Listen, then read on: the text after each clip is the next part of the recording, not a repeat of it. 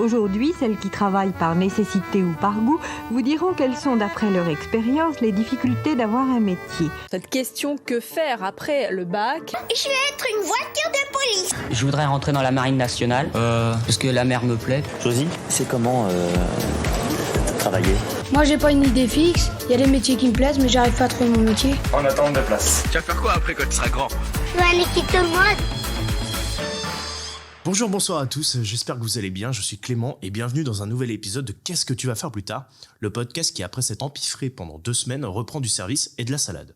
Dans cet épisode et après avoir parlé des différentes associations pendant tout le mois de décembre, on revient avec un épisode plus classique et cette semaine on va parler de licence de cinéma, d'écriture, de théâtre et plus particulièrement de master théâtre, performance et société.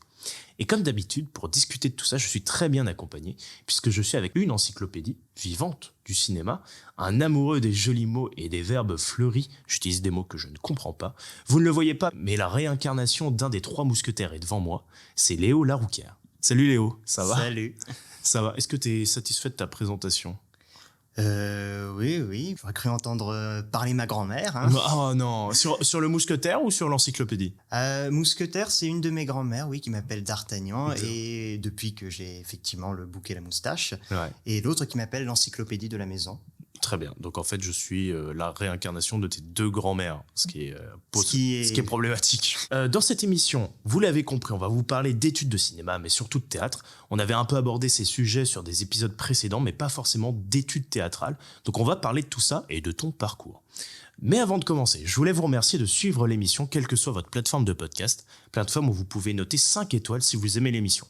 Pour rappel, vous pouvez suivre également toute l'actualité de Qu'est-ce que tu vas faire plus tard sur Twitter et sur Instagram pour ne rien rater. Bref, alors j'ai fait ta petite présentation rapidement, mais évidemment les gens veulent en savoir un peu plus sur toi. Et quoi de mieux que de monter dans un ascenseur pour apprendre à se connaître? Oui, un ascenseur, endroit dans le top 3 des plus gênants pour avoir une conversation. Il est l'heure de la présentation élevée. C'est quoi cette petite pièce? Est-ce que t'es au perturbé? Est-ce que t'es nerveux? C'est une heure de ça. Qui êtes-vous et comment êtes-vous arrivé jusqu'à moi? Je m'appelle Yves Sandemir. Alors vous êtes claustrophobe? Non, c'est l'altitude. Parlez-moi de vous plutôt. Odile. Moi, c'est Odile. Plutôt, c'est l'ami de Mickey. La présentation élevée, c'est un peu ce qu'on aime appeler toute bonne école de commerce, le pitch elevator. Est-ce que ça te parle? Pitch Elevator? Ouais. Non, là comme ça. Alors, en gros, le principe, c'est que tu montes dans un ascenseur et il y a le boss avec toi de ton entreprise et tu as une superbe idée que tu dois lui raconter le temps de la montée de l'ascenseur pour le convaincre de faire cette idée, tu vois. D'accord. Et donc, en fait, il faut être archi rapide et archi convaincant. Et donc, voilà. Alors là, c'est pas vraiment ça. C'est pour ça que j'ai appelé ça la présentation élevée. C'est que je vais te poser des questions sur toi ou pas et tu vas devoir y répondre en moins d'1 minute. Ok. Est-ce que tu es prêt? Oui. Alors je prends un rôle de composition puisque je suis Bernabé, votre monteur d'ascenseur, et donc c'est moi qui vais vous poser les questions. Très bien. Prêt? C'est parti. Nom de famille, Laroucaire. prénom, Léo. âge, 23 ans. matière préférée au collège ou au lycée, Histoire-géographie. 7 x 8. 7 x 8 est égal à 48. Non, 56. Ton artiste du moment, Mon artiste du moment est Beyrouth, un groupe. ta passion actuelle. Ma passion théâtre. C'est l'histoire d'un tétard qui pensait qu'il était tôt mais en fait il était. Tard. Ton film préféré, Bienvenue à Gattaca. ton plus grand rêve, Devenir réalisateur. ta princesse Disney préférée, Mulan. ta note au bac, 15. le lait avant ou après les céréales, Le lait avant. quelqu'un qui t'inspire, Quelqu'un qui m'inspire. Almodovar. ton signe astrologique. Poisson. Est-ce que tu as triché pendant tes derniers examens? Non. Ta pièce de théâtre préférée? Orlando ou l'impatience d'Olivier Py. Et top. Bah voilà. Alors attendez, excusez-moi, mais je vous arrête. L'ascenseur s'est arrêté à un moment. Vous mettez votre lait avant les céréales, monsieur? Oui, c'est Mais ça. vous méritez la prison. Ah. Bah. Comment ça se fait? Mais tout est éclaboussé partout quand tu mets tes céréales dans le lait. Ben, bien sûr que non, faut faire attention, c'est Mais, tout. On n'est bah- pas des gros porcs. Mais alors, pourquoi tu mets pas tes céréales avant et après tu mets le lait? Comme ça, on évite tout risque. Parce que moi, je ne fais pas ça dans du lait, je fais ça dans du chocolat. Donc, faut d'abord faire le lait mélangé, Et après, tu fais le chocolat, et après, tu mets les céréales dans le chocolat. Oh, mais le gars est si technique. Tu fais ça dans du chocolat? Et bien sûr que je fais ça dans du chocolat. C'est tout chocolat au petit déjeuner. Ah ouais. Non, mais d'accord, ok. Des goûts très différents. Mais je crois que j'ai entendu la sonnerie de l'ascenseur. Nous sommes arrivés. Merci monsieur d'avoir choisi la compagnie. Qu'est-ce que tu vas faire pour votre voyage? Je vous en prie, rentrez dans la pièce.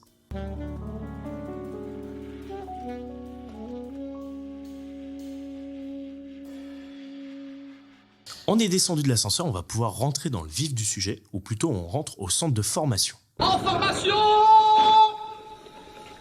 Tortue. Formation tortue. Hors de question de laisser filer le futur Lionel Messi. Moi, tu me parles pas d'âge. Do you speak English? Yes. Where are you from? Yes. Oui, bravo, Serpentard, cependant. Alors, le centre de formation, c'est tout simple. Comme les grands joueurs, tu as été formé. Et toi, pour le coup, ça n'était pas pour mettre des triplés comme Mbappé, mais pour devenir quoi? C'est justement toute la question. Et c'est pour ça qu'on va parler de ta formation. Pour commencer, et avant de parler de tout ton parcours, t'étais quel genre d'élève au collège-lycée? Même primaire, d'ailleurs. Je dirais que j'étais un élève moyen. Alors, fort dans certaines matières, faible dans d'autres. Comment t'appelles ça, moyen? C'est quoi ta définition du moyen élève? Oui, c'est vrai que ça peut être subjectif en même temps. En fait, j'étais un élève qui pouvait être plutôt apprécié des profs, je pense. Mais voilà, j'avais pas forcément la culture de me mettre à bosser vraiment. Mais j'avais des facilités, j'avais une mémoire en fait. Okay. Ce qui fait que, alors il y avait des matières dans lesquelles j'étais nul à chier, genre les langues. Alors là, Ah ouais? Ah oui, là, c'était niveau notes, c'était nul. Voilà, c'est ce qui plombait ma moyenne à chaque fois. D'autres où j'étais super fort, j'ai dit histoire, géographie, voilà, ça, j'avais la passion, ce qui fait que j'apprenais le cours avant même que le prof le fasse. Voilà. Tu rectifiais le prof, t'étais ce genre d'élève? J'ai rectifié le prof en histoire-géographie, effectivement. Tout le monde soufflait au fond de la classe. Non, personne ne faisait ça. En fait, les gens avaient une réaction à chaque fois que je levais la main en cours d'histoire-géographie. Oh, les salauds. Et de se dire, non, mais positive en fait, parce qu'après... Mais c'est ce qui fait que j'ai beaucoup apprécié l'histoire-géographie, parce qu'en fait, de la primaire jusqu'au lycée, j'ai plutôt été valorisé en fait. Les gens venaient me voir en me disant, mais putain Léo, comment est-ce que tu sais tout ça en fait? Ah, mais c'est trop bien, parce qu'il y a... Enfin, moi je me souviens. C'est vrai qu'il y a la vision un peu cliché, mais qui doit exister forcément. Hein. Je pense qu'il y en a qui ont quand même eu des expériences comme ça, sûrement. Mais voilà, t'as la réponse en classe et du coup tout le monde te charrie. Mais moi, honnêtement, j'ai plutôt eu une expérience positive où voilà, non, les gens étaient plutôt dire tiens, c'est cool, tu sais tout ça. Je pense que oui, si tu commences à te la raconter, à vraiment croire que t'es monsieur je sais tout. Mais t'étais pas comme ça, toi. Alors, je peux pas témoigner, mais je pense que non, honnêtement, sur moi-même, parce que je suis quand même quelqu'un de timide. Donc, de base, pour que quand j'ai commencé à lever les premières fois la main en me disant « Ah, mais tiens, mais je connais la réponse ». Ah oui, il y a eu un cap quand même entre les deux. Voilà, et c'est en voyant les réactions des gens qui étaient plutôt positives à se dire « Ah, bah tiens, il sait des choses ». Et je me suis dit « Ah, bah, apparemment, voilà ». Mais j'ai jamais trop insisté là-dessus parce que je restais timide et à pas trop vouloir non plus que l'attention soit sur moi. Et du coup, au lycée, tu pars sur un bac ES parce que c'était ton choix ou c'était juste le choix par défaut que tu as fait? Alors, la L, c'était exclu à cause des langues, en fait. Voilà, c'était un peu la matière dont je voulais que le coefficient soit le plus bas. Et S, voilà, en fait, je crois que j'ai pas opté pour ça parce que, comme je me suis dit... Il me semble que des gens m'ont contredit là-dessus, et je sais pas si c'est complètement vrai, mais que donc du coup, l'histoire-géographie a un plus gros coefficient en ES que en S. Et donc c'était un peu ça. Donc c'est ça qui a compté au final, stratégiquement. Maintenant les bacs ils ont changé, mais comme le football d'ailleurs. Mais ils ont changé quoi, 1 an après mon bac à moi. Donc c'est vraiment le truc de me dire tiens, mon bac est déjà obsolète. Ouais, ça a bougé. Mais c'est comme quand tes parents ils te parlent d'un bac sombre d'appellation que tu comprends pas. Maintenant quand on va dire bac S, tout le monde va nous regarder. Ah ouais, les vieux, tu vois. Voilà. Mais voilà, donc tu as fait un bac économique et social. Spécialité sciences politiques. Exact. Et alors, à ce moment-là, tu te voyais où après le bac? Est-ce que tu avais déjà décidé il y a des années ou est-ce que c'était au moment du bac où tu te dis bon, je vais aller là-dedans et puis alors moi, depuis la primaire, je dis que je veux être historien. Voilà. Et puis finalement, au lycée, je me suis dit cinéma. Ah ouais, cinéma. Mais pourquoi? En fait, parce que à côté de ça, moi... Donc j'aimais l'histoire, mais j'aimais aussi beaucoup me raconter des histoires, voilà, inventer. Quand j'étais vraiment petit, j'avais un rêve, mais qui était complètement... je me disais c'était impossible. Je me rêvais écrivain, voilà. Et au final, voilà, en évoluant, je me suis dit, bon, je regarde plus de films que je ne lis de livres, concrètement. Et voilà, à un moment donné, cinéma, c'était dans ma tête. Et puis, voilà, c'est venu dans mon esprit de me dire, au final, est-ce que... Voilà, à un moment donné, j'ai dit ça à mes parents, un peu comme ça. J'ai vu qu'ils étaient pas contre. Et puis, j'ai surtout rencontré un ami en première qui, du coup, lui-même voulait faire du cinéma. Et je crois que ça m'a encouragé définitivement. Ouais. Tu pensais qu'ils accepteraient pas au début, tes parents ? Pas qu'ils accepteraient pas, parce que quand même, mon père a arrêté médecine pour faire théâtre, donc ça aurait été un peu exagéré. Là, il aurait abusé. Là. Et non, en fait, surtout, j'avais peur qu'il me fasse peur en me disant que c'est quand même risqué, voilà. Mais au final, non. Oui, parce qu'après, ton père, enfin, sans être indiscret, mais ton père, il a fait quoi après ce théâtre ? Du coup, il a fondé avec des amis qu'il avait donc rencontré dans son école de théâtre, une compagnie, la compagnie de l'Orage. Ils ont fait du coup des spectacles, etc., du théâtre. Puis pour plusieurs raisons, il est parti de la compagnie, enfin voilà, ça s'est arrêté. À partir de là, il est devenu intermittent du spectacle et il s'est mis à bosser dans les théâtres. Ouais, et donc ça a quand même bien marché pour lui au final. Il a un métier, une carrière qu'il aime, voilà. Mais donc maintenant, il travaille dans la technique du théâtre. Ok. Donc, il allait pas t'empêcher en te disant, tu sais, c'est très compliqué. Non, moi, j'ai pas réussi. Enfin, tu as un exemple comme ça. Ok. Donc là, tu pars en licence de ciné. Qu'est-ce que tu y fais ? On a des cours, en gros, qui vont nous parler du cinéma sous plusieurs aspects, donc économique. Bon, ça, c'est le cours que tout le monde suit, ou tout le monde doit le faire, mais... Ouais.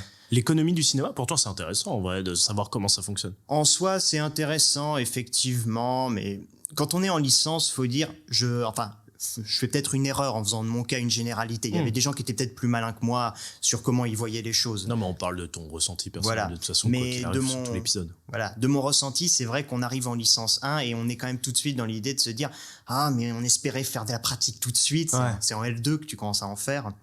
Et voilà, on est un peu obnubilé pratique. Voilà, on se rêve déjà grand réalisateur et tout, bien sûr, on a ça en tête.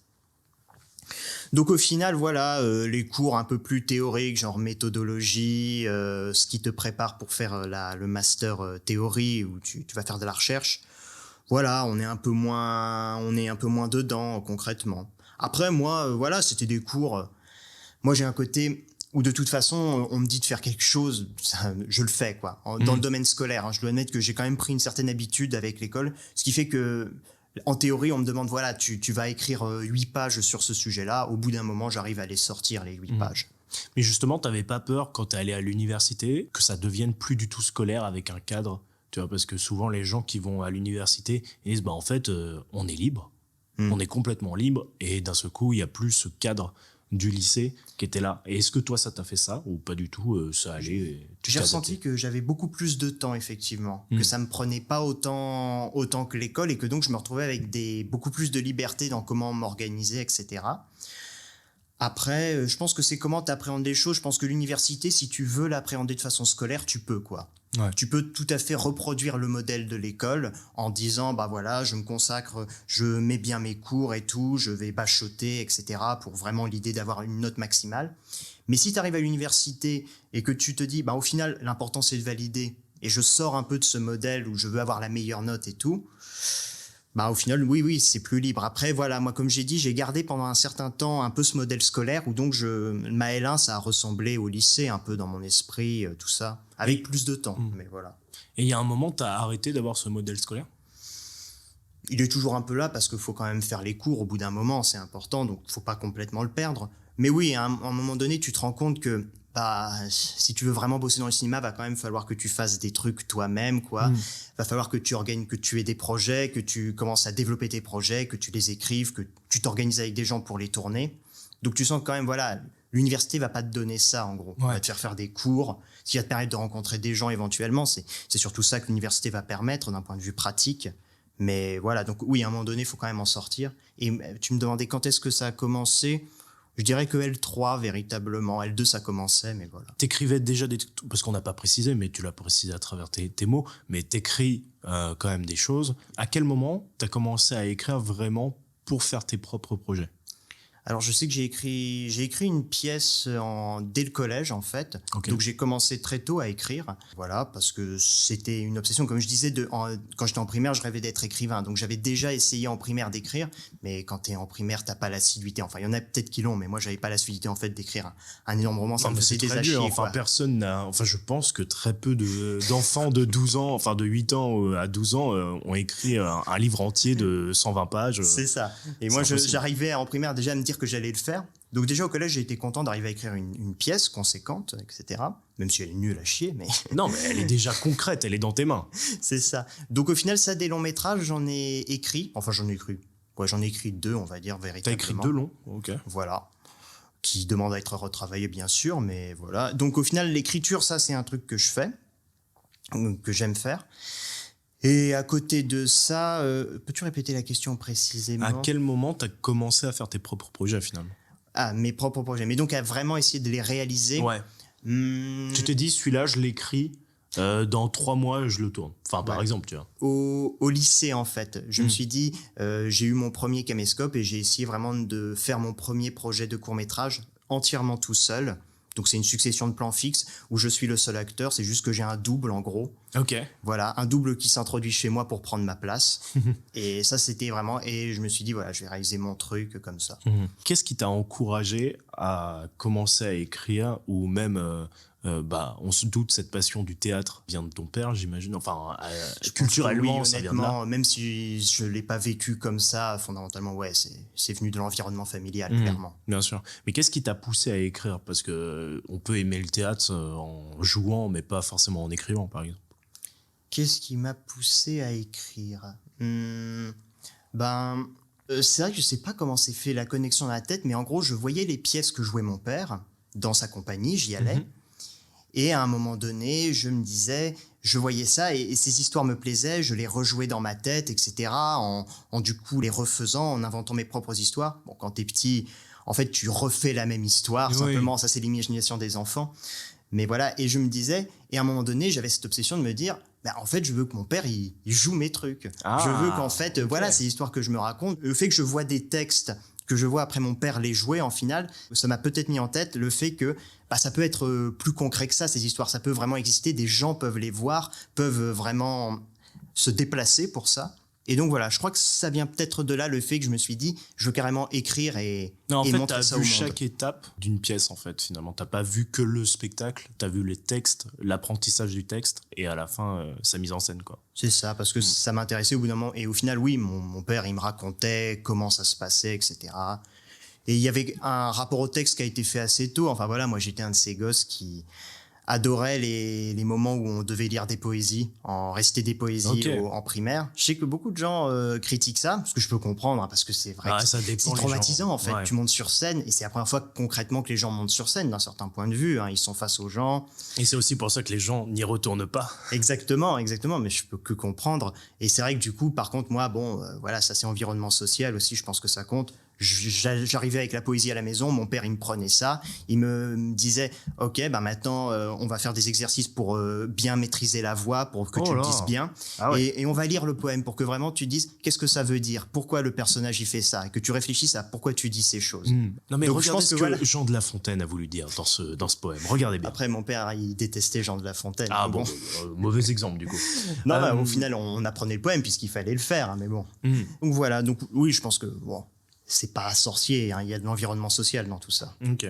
Et du coup, pour revenir à cette licence de ciné, donc tu fais tes 3 années de licence. Est-ce que justement le fait que ce soit très théorique et que finalement la pratique arrive en 2e année, est-ce que ça t'a pas déçu? Est-ce que non, au final, pas pour de bonnes raisons, je crois forcément, parce que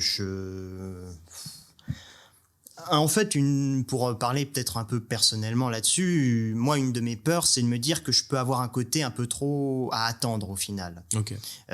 Parfois, j'ai l'impression de pas assez prendre d'initiative, etc. Donc voilà, donc au final, parfois, je me dis, l'université, comme j'ai dit, la L1, je l'ai abordée de façon assez scolaire aussi, un peu la L2 également. Donc au final, ce côté scolaire, ça m'a rassuré parce que ça faisait que l'école, ça finissait pas en fait, ça continuait et tu restais dans ce cadre parce que l'école, mine de rien, c'est un cadre qui peut être rassurant en fait. t'as pas à te soucier du lendemain. Enfin, de l'avenir, pas du lendemain. Mais donc voilà. Donc au final, non, ça m'a pas forcément déçu le fait que ce soit. Et à partir de la L2, on a de la pratique. On commence à rencontrer des gens qui sont, déjà en L1, on les rencontre en fait. Non, je dirais que ça m'a pas déçu en ce sens-là. Ok. Est-ce que justement, ça t'a plu aussi de rencontrer des gens qui avaient la même passion que toi? Et est-ce que ça te manquait par exemple au collège-lycée, ou peut-être t'étais tout seul dans ton délire, tu vois, et que personne ne comprenait vraiment ta passion, peut-être? Oui, au final, je pense que c'est sympa quand même de tomber sur des gens, d'autant plus quand tu veux faire des projets, parce que au début, on s'en rend pas compte, parce qu'on se retrouve parfois avec un projet où on se retrouve tout seul, et donc au final, le projet ne se fait jamais, parce que tout le monde t'abandonne, t'es vraiment tout seul à le porter, et tu te dis, ouais, en fait, c'est vraiment génial d'avoir rencontré des gens, quoi. Et concrètement, en termes de matière pure dans la licence, qu'est-ce que tu fais? Donc on a parlé un peu économie du cinéma, mais qu'est-ce qu'il y a d'autre comme cours, par exemple? J'imagine qu'il y a de l'analyse de films, mais il y a quoi d'autre? Bien sûr, il y a des cours qui s'appellent analyse, voilà. Donc on nous montre des séquences, donc le prof parle sur ces séquences, on peut essayer de participer. Quoi d'autre? Bien sûr, donc je pense que j'ai dit oui, histoire du cinéma, voilà, là on va revenir un peu sur les bases. Et ensuite, le fait est que, en dehors des cours pratiques, qui sont vraiment les ateliers de réalisation, beaucoup de cours vont en fait consister à nous entraîner pour le master théorie, parce que en fait, l'université, elle a donc, je précise, elle a un master théorie et un master réalisation. Et en fait, elle te forme beaucoup plus de manière générale au master théorie. Voilà. Parce qu'au final, pour le master réalisation, l'important, c'est le projet. En fait, tu vas déposer un projet pour le master réalisation et ils vont te prendre ou non, et après, tu vas développer ce projet. Donc, l'important, c'est vraiment le synopsis et le scénario que tu vas écrire. Et donc, pour la théorie, le reste des cours, c'est beaucoup, au final, des sujets où on nous demande de réfléchir sur un axe du cinéma et après, d'écrire des pages dessus. Ok. Est-ce que tu n'as pas pensé à faire une école de cinéma au lieu d'aller à l'université et de faire une licence, sachant que les écoles, alors effectivement c'est payant, mais c'est plus tourné vers la pratique? En fait non, j'ai pas envisagé les écoles. Je veux pas dire que c'est pour des bonnes raisons, parce que en partie parce que je peux avoir une angoisse sur l'argent. Voilà, sur le fait que au début, voilà, dans un esprit, je voulais pas aller dans le privé. Je voulais privilégier le public le plus possible. Et puis, j'avais cette idée, surtout en licence, où je me disais, de toute façon, je vais rejoindre des écoles publiques, je vais réussir les concours. Donc les grandes écoles de ciné qui sont la FEMIS, Louis Lumière, etc. D'ailleurs, j'ai pas complètement renoncé encore à les rejoindre, ces écoles, tant que j'ai l'âge, après tout. Mais voilà. Mais alors, pourquoi privilégier le public? L'idée de privilégier le public, c'est purement politique comme idée, en fait. Voilà, pas d'argent au privé. C'est pas forcément intelligent comme truc, parce que les écoles privées peuvent complètement avoir des choses à t'apporter. Oui, bien sûr. Honnêtement, voilà, c'est peut-être une connerie que j'ai faite. Non, mais c'est une position qui est entendable, parce qu'on a déjà entendu des gens qui ont fait des écoles de ciné qui leur ont pas apporté plus que ça. Aussi, voilà, et ça, de manière plus concrète, parce que là, j'ai parlé du politique, qui est en fait une motivation assez faible pour pas y aller. C'est aussi que, voilà, il y a un peu une angoisse sur le fait qu'on te demande beaucoup d'argent quand même, et que j'entends constamment des échos de personnes qui te disent « En fait, c'était pas ouf, il faut faire attention, cette école, c'est une arnaque, il y en a qui sont des arnaques, tout ça. » Et je me dis « Ouais, en fait, t'es jamais sûr dans quoi tu places ton argent, tu vois. C'est ça. Et cette incertitude m'angoisse. Donc, c'est surtout pour ça, je pense, que j'ai eu peur d'aller dans le privé. Ouais. Après, aux gens qui nous écoutent de se renseigner, évidemment. Enfin, moi, de ce que j'ai entendu, en tout cas sur les écoles de ciné, c'est que déjà, ça dépend de ton profil. Et quoi qu'il arrive, vraiment, le son de cloche général, c'est que effectivement, c'est plus tourné sur la pratique que l'université. Et le truc le plus intéressant, finalement, c'est le réseau, comme on appelle ça. C'est évidemment qu'on te fait rencontrer des gens qui bossent dans le milieu, et aussi que tu travailles avec des gens qui ont la même passion, et que normalement, s'ils ont payé tant d'euros, c'est qu'ils ont intérêt à être motivés, à part si c'est des gens qui veulent juste avoir un diplôme, voilà. Mais si tu as payé autant, normalement, tu dois être archi motivé pour créer des projets. Voilà. Mais c'est vrai que ça doit être l'avantage du privé, parce que c'est effectivement, comme tu dis, des gens qui sont là pour la pratique, vu que c'est la réputation des écoles, de ces écoles. Et du coup, effectivement, le réseau que tu vas te faire, c'est vraiment un réseau de gens qui veulent faire des films. Là où à l'université, tu vas tomber sur des gens qui sont seulement des gens qui veulent réfléchir, curieux etc. du cinéma. Curieux du cinéma. Donc, c'est vrai que ça doit vraiment être un avantage des écoles privées. Est-ce que ça a été ton premier choix sur Parcoursup, cette licence de ciné? Oui. Ouais. C'était Paris 8 que j'avais mis en premier. Oui. Et si tu n'avais pas eu ce choix, tu aurais fait quoi? Les autres choix que j'avais, c'était Marne-la-Vallée. Je crois qu'il y a une école, une université là-bas aussi. C'était tout le temps tourné vers le cinéma, du coup. Vu que je voulais aussi être historien, j'avais des licences d'histoire. Du backup, ouais. J'avais des licences d'histoire aussi dans les derniers choix. Et du théâtre aussi. J'avais mis j'avais un peu hiérarchisé licence de cinéma, licence théâtre et licence d'histoire. Ok. Et du coup, pas de regret? Pas avoir eu histoire ou théâtre? Ah, honnêtement, je me demande parfois si ça aurait pas été bien de faire une double licence histoire-cinéma, par exemple. Ouais. Comment on passe à l'année suivante dans ces trucs-là? T'as des partiels, mais est-ce que t'as des oraux, des projets à faire qui te permettent de passer à l'année suivante? Alors, à Paris 8, ce qui n'est pas le cas de toutes les universités, de ce que j'ai entendu dire. Parce que, voilà, ils sont beaucoup moins portés, en gros, sur les notes. En gros, voilà, tu as des cours qui s'appellent pas des cours, qui s'appellent des UE. Mais donc voilà, tu as des cours, il faut que tu en valides 13 dans l'année. Alors tu as plusieurs cours qui correspondent à tant de cours pour un UE, donc tu en sélectionnes un dans l'UE pour le valider. Et tout simplement, ce qui se passe après, faut valider tes 13 cours. Et à la fin, si tu as validé tes 13 cours, tu peux passer à l'année suivante. En réalité, tu peux ne pas valider tous les cours et redoubler certains, ce qui fait que tu passes en L2, mais tu as des cours de L1 à rattraper, ce qui te fait plus de cours dans l'année. Ok. Qu'est-ce qu'on peut y faire à la fin de cette licence?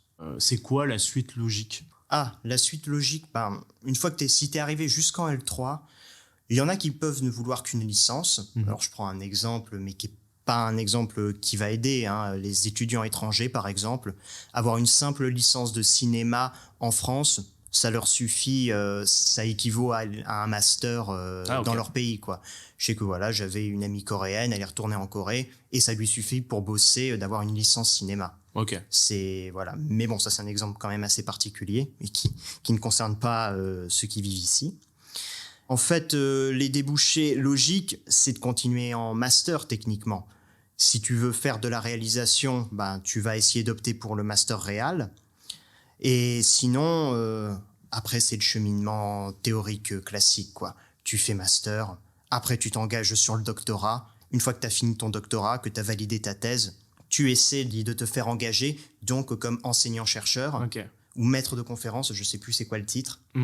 Et en gros, il y a... Par contre, là, c'est compliqué parce qu'il y a 5 postes qui se libèrent. Hein. C'est ça. En fait, là, le dernier épisode classique, on va dire, du podcast, c'était sur quelqu'un qui est en train de faire une thèse sur le cinéma, et c'est sur la place, alors je le fais rapidement, mais sur la place de la musique électronique dans le cinéma.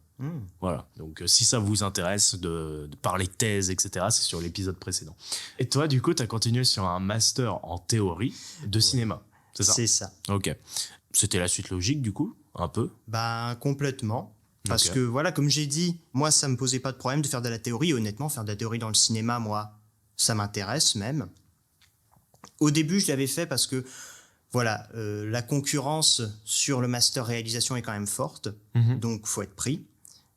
Tu l'avais tenté? Je l'ai tenté. Je l'ai tenté maintenant à 3 reprises. Et j'ai raté 3 fois. D'accord. Je vais le tenter cette année une 4e fois.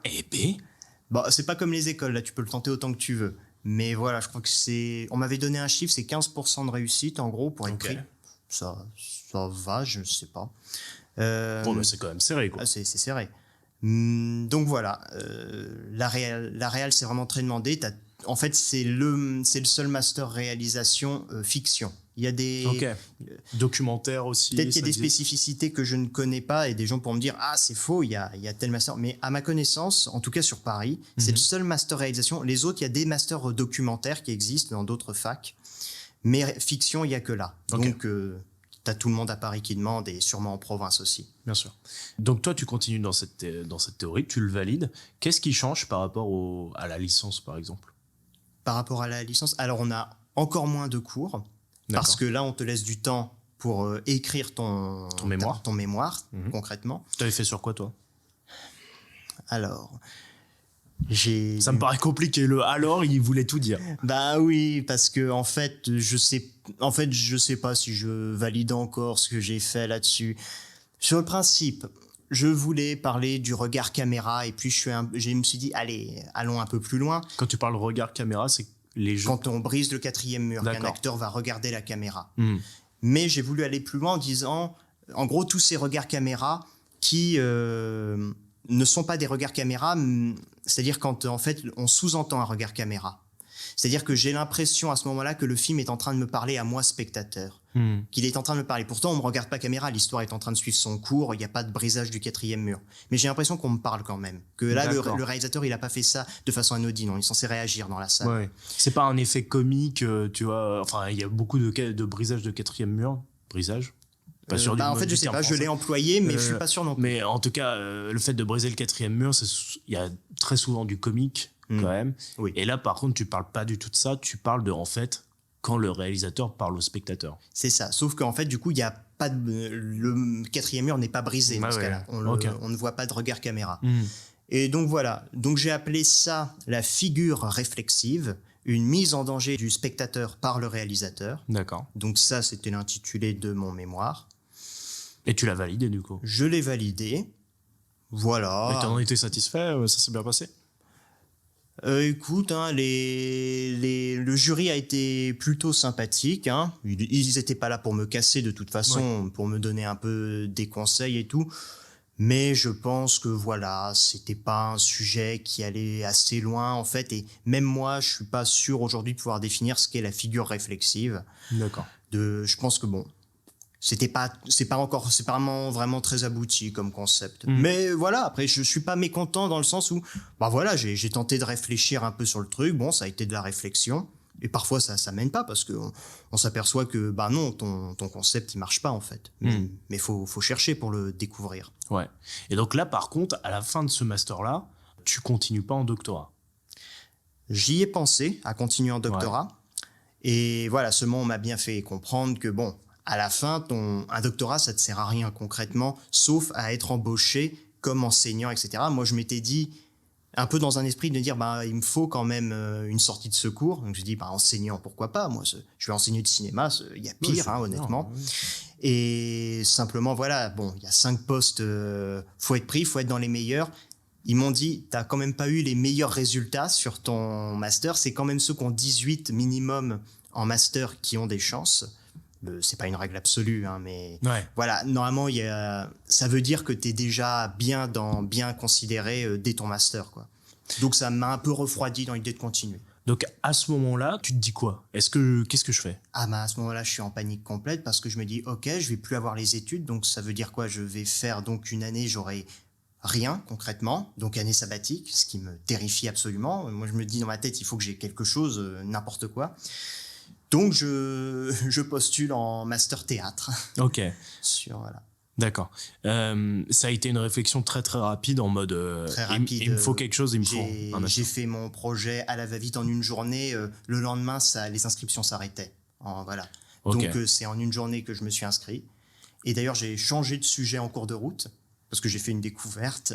Ah ouais? Bah, en fait, j'avais lancé un nouveau sujet théorique, voilà, un truc dont j'allais essayer de réfléchir pendant 2 ans pour peut-être encore une fois me dire « en fait, ça marche pas. » Et voilà. Mais seulement, j'ai appris qu'en fait, dans ce master, tu peux faire de la pratique, en fait. D'accord. Et donc, j'ai décidé du coup, je change mon sujet et je vais donc réfléchir à l'écriture d'une pièce de théâtre. Ok. Donc, est-ce que aussi le fait du coup de plus avoir d'études et de rentrer dans le monde professionnel parce que tu te dis, enfin la suite logique c'est trouver un taf pour après vivre finalement. Est-ce que ça t'a pas fait flipper aussi un peu? Ouais, le monde professionnel me fait flipper en me disant faut que je trouve un taf. Ouais.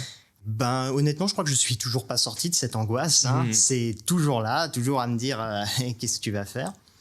Donc voilà, là du coup je suis retourné vers le théâtre, vers l'acteur, vers ce monde que pendant toute la licence j'avais un peu abandonné parce que j'ai fait du théâtre au lycée, comme tout le monde, mais c'était vraiment quelque chose qui m'intéressait. Alors tout le monde n'a pas fait du théâtre au lycée, hein, je tiens à le préciser. Hein. Ah non, mais généralement j'entends beaucoup de gens dire que oui, ils ont fait un atelier quand ils étaient jeunes, mais bon, effectivement c'est pas tout le monde. J'ai fait donc du théâtre au lycée, puis après j'ai arrêté complètement au cinéma et je me suis un peu coupé de tout ça. Et c'est depuis que j'ai repris donc en master, j'ai repris en même temps le théâtre. En master ciné ou en master ciné? Okay. En master ciné, j'ai en même temps repris le théâtre.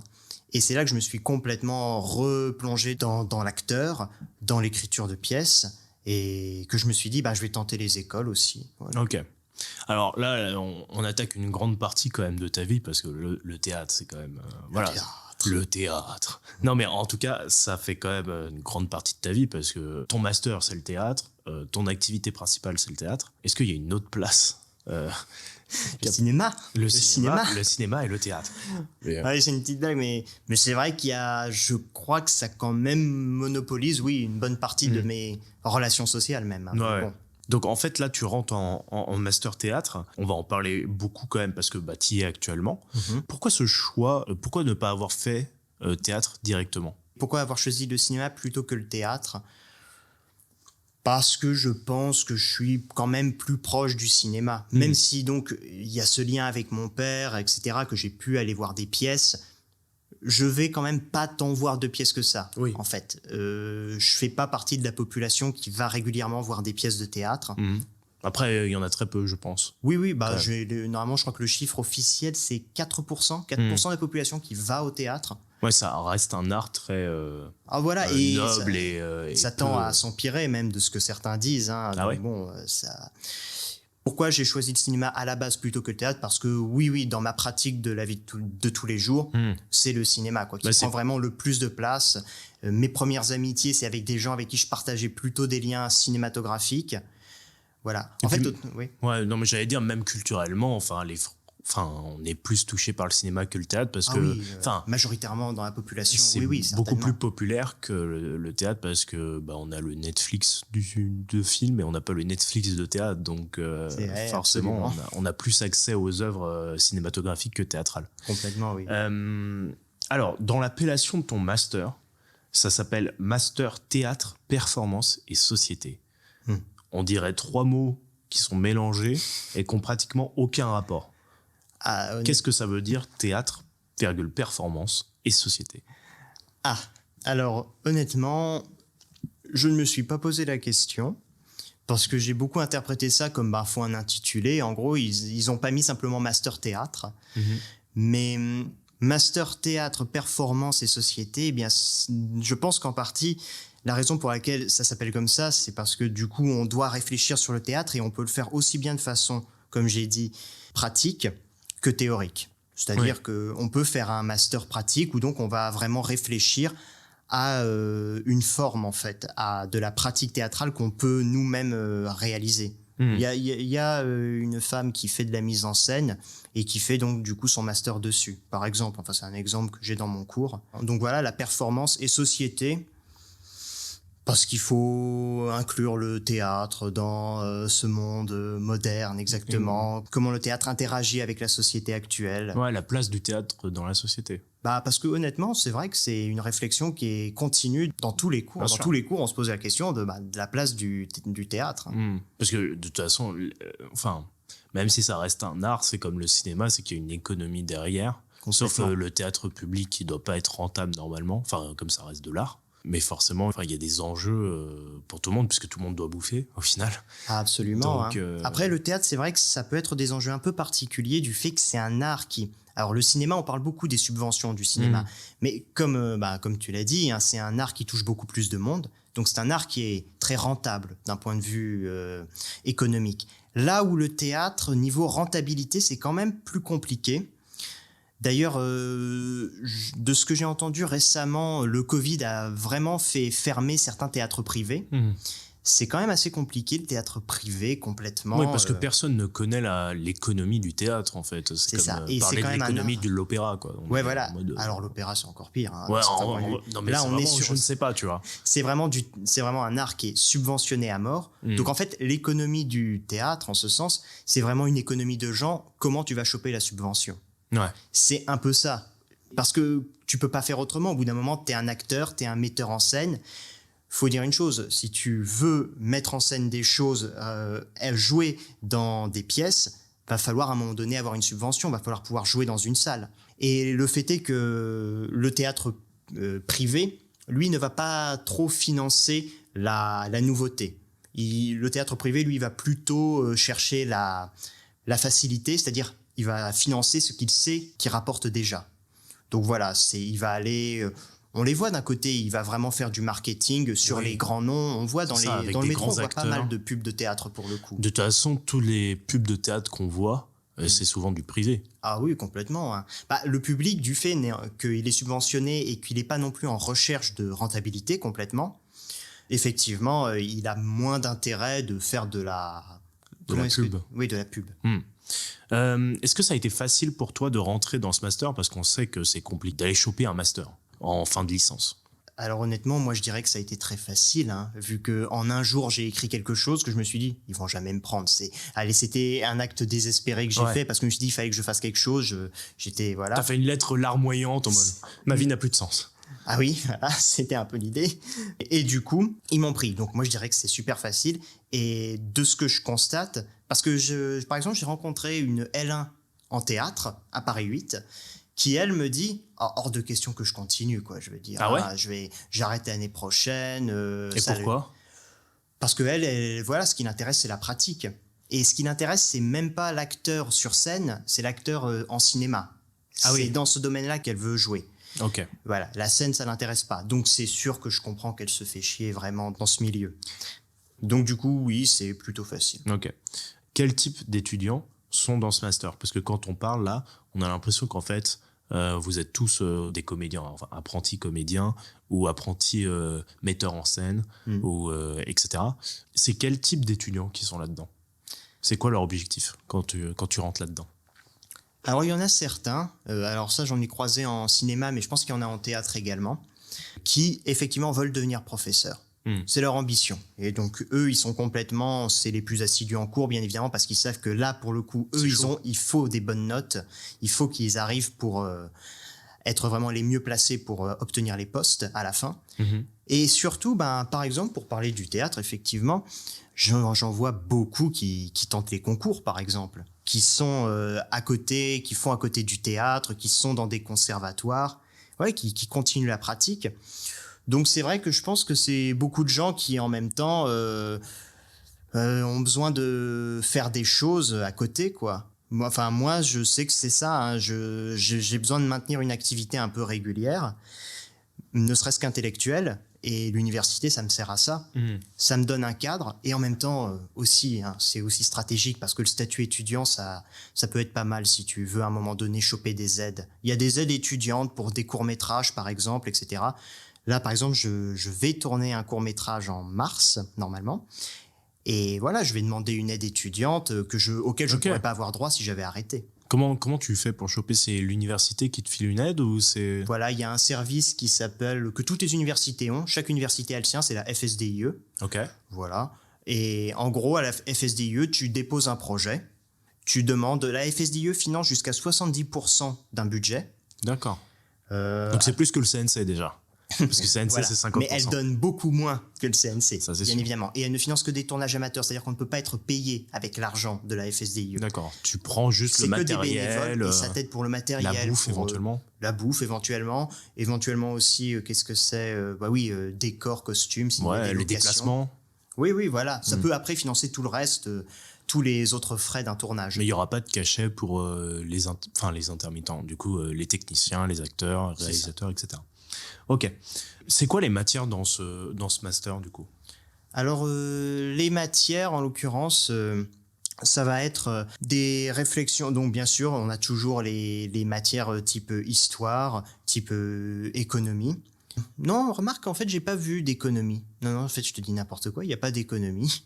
Et sinon, il y a des matières, en fait, pour, par exemple, moi, vu que je suis dans un master pratique, je me suis concentré sur ces cours-là, des cours qui te permettent effectivement de réfléchir la pratique. Donc, l'écriture de pièces, le jeu de l'acteur, et aussi des cours qui vont te donner accès à des lieux. Par exemple... Ah, ok. Par exemple, là, voilà, moi j'ai eu un intensif, c'est-à-dire un cours qui dure 1 semaine, mais du coup c'est toute la journée. Et du coup, dans ce cours, ce qui se passe, c'est qu'on est allé à la Comédie Française. Okay. Et du coup, le cours, ça consistait à une série d'intervenants, de membres de la Comédie Française qui venaient nous parler. Stylé. Voilà. Comédie Française et 104. Ok. Donc voilà, en 1 semaine. Donc ça, c'est un cours. J'en ai un autre qui va se faire au second semestre et où là, le cours se fera au sein du CNSAD. D'accord, qui est en fait, est-ce que tu veux expliquer ce que c'est le CNSAD, qui donc veut dire le Conservatoire National d'Art Dramatique, qui est donc une des grandes écoles publiques de théâtre pour la formation de l'acteur. Je pense que je vais dire que oui, hein, c'est la plus connue. On l'appelle, pour ceux qui peut-être verraient pas, c'est le conservatoire. C'est ce qu'on appelle communément le conservatoire. Ok. En termes de charge de travail et de demande de devoirs, par exemple, enfin moi je résume ça à des devoirs, tu vois. Mais oui. Qu'est-ce qu'on vous demande concrètement? Ouais, évidemment, vous avez des cours et tout. À la Comédie Française, ça doit être génial comme expérience. Ouais. Mais qu'est-ce qu'on vous demande après, vraiment en rendu? En rendu, eh bien alors là, c'est toujours dépendant des enseignants. La plupart, honnêtement, vont te demander la même chose, c'est-à-dire qu'il y aura un devoir en fin de semestre à remettre à une date clé, qui fera entre 8 et 15 pages. Non, 15 pages, ça me paraît compliqué quand même. La plupart des profs vont vous demander donc un nombre de pages. Tu as des exemples un peu de devoirs Oui, demandés? bien sûr. Par exemple, un que j'ai rendu pour ce premier semestre. Alors, le cours, ça s'appelait « Sortir du théâtre ». En gros, c'est toutes les manières de faire du théâtre en dehors de ce qu'on appelle le théâtre en dur, des salles. Donc voilà. Okay. Elle demandait entre 8 et 10 pages à rendre sur un sujet de notre choix qui porterait donc sur un exemple de sortie du théâtre. Et moi, j'ai pris l'exemple voilà, de ce qu'on appelle le théâtre d'appartement. Okay. C'est-à-dire une compagnie qui, justement, envoie un acteur chez des gens, dans leur appartement. Et les gens peuvent décider de réserver une soirée. Voilà, c'est à la médiathèque. La médiathèque peut proposer ce genre de choses à ses abonnés. La médiathèque de quoi? Alors, ils m'ont pas précisé les villes, parce qu'ils font ça dans plusieurs villes. En fait, ils tournent de ville en ville. Donc, la médiathèque d'une ville, par exemple, une fois que la compagnie a été engagée par la mairie, parce que voilà, et c'est comme ça que ça fonctionne. La médiathèque, par exemple, va proposer à ses abonnés: ah, si vous voulez, vous pouvez réserver une soirée où quelqu'un viendra chez vous jouer quelque chose. Wow. Et vous pouvez donc, et le principe aussi, c'est de dire, si tu acceptes que un acteur vienne jouer chez toi, faut aussi que tu invites des gens. C'est un peu le principe. Donc c'est convivial, ils invitent leurs voisins et parfois on leur propose aussi des gens qui seraient intéressés, de dire: est-ce que vous accepteriez d'accueillir ces personnes qui voudraient aussi voir le spectacle? C'est une famille, d'accepter qu'elles viennent chez vous pour la soirée. Du coup, les acteurs qui viennent, ils font de l'impro avec ce qui se passe dans l'appart? Alors ça, c'est dépendant vraiment des compagnies. Là, la compagnie dont je parlais, c'était pas de l'improvisation, c'était un spectacle précis. Genre, ça peut jouer, je sais pas, du Molière dans l'appartement de quelqu'un. Si la compagnie veut le faire, complètement. Hein. Ah ouais, après, je savais même pas que ça existait. Hein, faut vraiment réfléchir après à comment tu fais ça. Hein, mais voilà, là en l'occurrence, c'était plutôt un mode de conteur en fait. La personne, l'acteur arrivait et il était vraiment un peu dans une attitude one-man show, mais où du coup, il racontait une histoire. Ah, c'est stylé. En fait, c'est ton cuisinier à domicile, mais en mode théâtre, quoi. En l'occurrence, c'est ça. D'ailleurs, c'est vraiment hérité de la tradition ancienne où, au final, c'était les nobles qui faisaient venir une troupe d'acteurs dans leur château. Et voilà, ils s'amusaient entre eux en regardant la troupe. D'accord. Voilà. Donc, allez, les bouffons, amusez-nous. C'est ça. Bon, là, c'est plus démocratisé, du coup, vu que c'est la mairie qui propose ça à ses citoyens. Mais voilà. Ouais. Ok. Putain, c'est marrant, je connaissais pas du tout. Ok. Moi aussi, j'ai un peu découvert ça dans ce cours. Ok. Donc là, t'as encore un mémoire à faire ou pas dans ce master-là? Oui, un mémoire qui du coup portera sur mon projet, qui est l'écriture d'une pièce. Ok. Très bien. Et elle avance cette pièce? Actuellement, non. Hein. Elle en est à un point. Là, en fait, on m'a conseillé. Voilà, faut quand même, vu que c'est l'université, on te demande tout de même d'avoir une assise théorique, quoi. Donc actuellement, je suis en train de surtout faire des lectures théoriques pour asseoir un peu mon projet. Parce qu'en soi, l'écriture n'est pas ce qui m'inquiète le plus. Voilà, actuellement, c'est vrai que j'écris pas. J'écrirai peut-être plus dans la seconde année du master. Ça me fait pas trop peur. Le sujet m'intéresse. Voilà, je vais être inspiré pour écrire. T'as un sujet précis à traiter? Tout à fait précis. Hein, j'ai déterminé que j'allais faire une pièce donc sur, en l'occurrence, le mythe de Bellérophon. Bellérophon, on m'a dit que ça se prononce. Ok, c'est quoi du coup? C'est un peu compliqué parce que justement c'est ce qui m'a intéressé dans le mythe, c'est qu'il est un peu compliqué, mais je vais essayer de faire ça le plus vite possible. Ouais. Bellérophon, pour donner une image à tout le monde, c'est le héros qui monte Pégase. Dans la mythologie, c'est lui qui a dompté Pégase. Pégase a un cheval. Le cheval ailé. C'est ça. Donc en fait, Bellérophon, il va tuer son frère par accident. Voilà. Et donc, voilà. Oups, un accident de chasse. Hein. Ouais. C'est ça. Et du coup, à partir de là, il va devoir se purifier de ce meurtre. Donc, à partir de là, je vais faire ça vite et ça va être un peu marrant parce que je trouve que c'est marrant de le faire vite. Il est envoyé chez un roi qui va donc, la femme de ce roi va essayer de séduire Bellérophon, mais Bellérophon, il veut pas. Donc au final, la femme, elle va dire à son roi, à son mec, ah, il a essayé de me séduire. Ok. Donc du coup, le roi, pour se débarrasser de Bellérophon, qui est quand même un guerrier super puissant, il l'envoie chez son beau-père, qui donc le beau-père, il sait pas comment s'en débarrasser, donc il l'envoie, il lui dit, toi, tu vas tuer Chimère, une créature monstrueuse. C'est là que Bellérophon il croise Pégase, qu'il le monte et qu'il arrive à tuer Chimère. Puis il comprend qu'il s'est passé un bisbille, donc il force le roi à lui donner la main de sa fille et à hériter de son royaume. Le beau-père du roi chez qui il avait été envoyé se purifier et dont la femme avait essayé de le séduire. Non, là déjà c'est plus du tout clair. D'accord. Donc après avec Pégase, il va se venger de la femme qui a menti sur lui en la jetant du haut dans les cieux. Ah oui. Il va l'envoyer sur Pégase. Ah oui, non, c'est vénère quand même. Il l'envoie sur Pégase et puis il la jette à la mer. Voilà, donc maintenant il s'est vengé, il a des enfants, il est roi.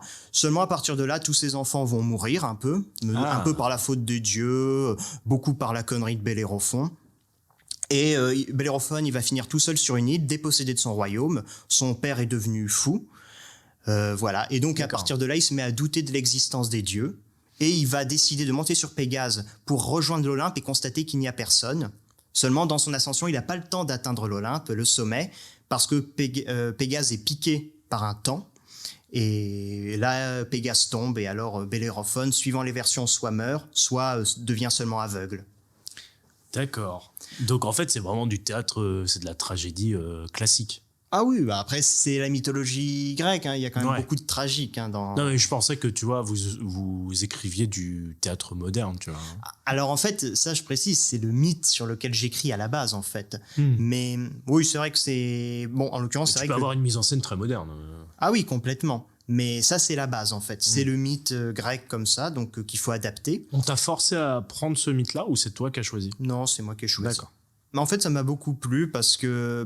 en fait, je trouve que ça va dans tous les sens et presque, je comprends pas du tout quelle est la morale de cette histoire parce que les mythes avaient quand même un peu une fonction un peu, je sais pas, de morale ou de modèle. Après, peut-être qu'on est beaucoup trop loin culturellement pour comprendre vraiment quelles étaient les implications pour les Grecs ou faut seulement que je me penche théoriquement sur ce mythe et on me dira précisément ce qu'il veut dire. Ça, ce sera dans mes recherches théoriques. Mais donc, voilà. Ok. C'est quoi une journée type, s'il y en a une, si ça existe, une journée type en tant que master, en tant qu'élève en master de théâtre? C'est fluctuant parce que dans la semaine, en gros, on a des jours sans cours et des jours avec. Pour tout dire, je vais avoir 4 cours dans la semaine pour le semestre qui vient. Donc ça va, c'est léger. J'ai du temps libre. Hein. Sur le principe, en master, tu as beaucoup de temps libre parce que tu es vraiment censé bosser théoriquement, ce que je ne fais pas. Parce que je suis quand même pas, je ne suis tout de même pas le meilleur élève de master. Hein. Tu me poses pas mal de questions sur pourquoi le master s'appelle ainsi, etc. Je suis pas le meilleur pour répondre. Je suis peut-être pas le plus assidu. Alors, on n'a pas pris les meilleurs, désolé. Voilà. On fera mieux la prochaine fois. Mais en final, une journée type, voilà, ça va être à 1 heure de Saint-Denis. Ça se passe à Saint-Denis. Oui, voilà. Paris 8, je précise, est à Saint-Denis. Donc une journée type, c'est que voilà, je vais avoir un cours. Par exemple, ma journée du mardi, c'était la journée où je passais le plus de temps à l'université, le semestre dernier. Donc, cours à 9h, donc on se lève à 7 pour partir à 8, 1 heure de trajet, on arrive. Premier cours, ça dure 3 heures, les cours durent 3 heures, tous. Et ça, t'arrives à tenir 3 heures de cours? Parce que moi, quand j'avais 3 heures de maths, fallait que je me tire une balle, quoi. En fait, ça dépend bien sûr si le cours est intéressant ou pas, mais non, bien sûr, il y a toujours cette phase où tu écoutes pas trop ce qui se passe, en fait, où tu vas être un peu dans tes pensées. Surtout à 9h du mat. Voilà. Alors, un cours donc de 9 à 12. Après, j'ai un trou de 3 heures. Ah oui, parce que tout est organisé par, il y a que des cycles de 3 heures. Donc, si t'as pas de cours, t'es coincé à l'université, tu peux pas rentrer chez toi. Et donc voilà, mais ça va, je vais à la bibliothèque à ces moments-là. Il y a moyen de passer le temps assez bien. Bien sûr. Et après, dernier cours de 15 à 18. Et donc voilà. Est-ce qu'il y a un équivalent de ton master en théâtre dans des écoles? Ça existe? Un équivalent... Alors, il est possible que les écoles sont quand même beaucoup orientées pratiques avant tout, je dois dire. Donc, il y a de la théorie, forcément, on doit peut-être te faire des petits cours de théorie, mais je pense que ça n'a rien à voir. D'un point de vue, je ne pense pas, mais parce que je connais pas toutes les écoles, surtout dans le privé, mais je ne pense pas qu'on fasse autant de théorie dans les écoles. Je pense qu'une école, t'as quand même payé pour ça, et l'objectif, c'est que derrière, t'aies un boulot. Il faut dire que c'est vrai que la théorie, en dehors de bosser à l'université, ne te donne pas forcément beaucoup d'accès. Qu'est-ce qui suit derrière ce type de master, du coup? Qu'est-ce qu'on fait? Si on a fait un master pratique, on peut continuer donc dans cette voie-là. Alors, l'université, comme les écoles, peut servir à faire du réseau. Donc, en l'occurrence, tu peux continuer. Si par exemple, si j'ai écrit ma pièce, honnêtement, je vais essayer de la vendre à des gens. Alors, vendre une pièce de théâtre, c'est quand même particulier. Ouais. Mais en gros, je vais essayer de l'envoyer à des metteurs en scène qui bossent dans des théâtres. Je vais essayer d'envoyer à des théâtres nationaux, en l'occurrence, et voir si ça intéresse des gens. Ou même, dans mes études, voir si je tombe pas sur des personnes qui seraient vraiment motivées à monter une pièce, à se dire « Ah tiens, est-ce qu'on peut vraiment s'intéresser à ça ?» Donc là, après, une fois qu'on est sorti du master, outre le fait qu'on décide éventuellement de continuer en doctorat pour après bosser dans les universités, à part ça, honnêtement, après, dans ces types de masters, faut vraiment réfléchir à se faire un réseau, quoi, je pense. Que ce soit en cinéma ou en théâtre, parce qu'après, faut bosser, quoi. Ouais. Et artistiquement, faut se faire découvrir, et pour ça, faut monter ces trucs. Mais alors, comment toi, tu te fais du réseau? Parce que je sais que pour beaucoup, c'est pas naturel, tu vois, d'aller voir des gens. Toi, t'as dit que t'étais quand même de nature assez timide. Ouais. Donc, comment on se force à faire du réseau? Je le découvre de jour en jour, hein. Honnêtement, faut se faire des amis, en fait. Il y en a qui... Mais comment on se fait des amis, Léo? Dis-moi. Je t'en supplie. En fait, à un moment donné, tu vas tomber sur des gens, vous allez réussir à discuter et tu vas t'apercevoir qu'avec ces personnes, la discussion, elle est naturelle. C'est comme si c'était pas un effort. Mais ça existe? C'est... Ouais. C'est rare. Mais... c'est rare. Ah, mais moi, j'ai dit bonjour une fois, c'était fou. Je te le dis. Mais oui, au final, je dis faire des amis parce que, en fait, je pense que je suis pas un bon réseauteur encore. Parce qu'il y a des gens qui, eux, savent se faire un réseau, c'est-à-dire des connaissances. C'est pas tes amis, c'est des gens avec qui tu t'entends bien et ils sont sur ta liste de téléphone et ils savent entretenir ce lien, faire en sorte qu'on continue à se voir. Ils les invitent peut-être à des soirées parce que c'est peut-être des gens qui aussi ont l'habitude de faire des soirées. Et à partir de là, tu entretiens un peu un réseau.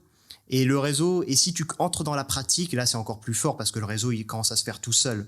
En gros, tu vas bosser sur les projets des gens. Si les gens t'apprécient, ils vont te conseiller à des amis. Tu vas bosser sur d'autres projets. Ils vont accepter de bosser sur tes projets à toi. Bon, là, je parle de façon très floue, mais voilà, ça peut être une façon assez classique de se faire un réseau entre soi.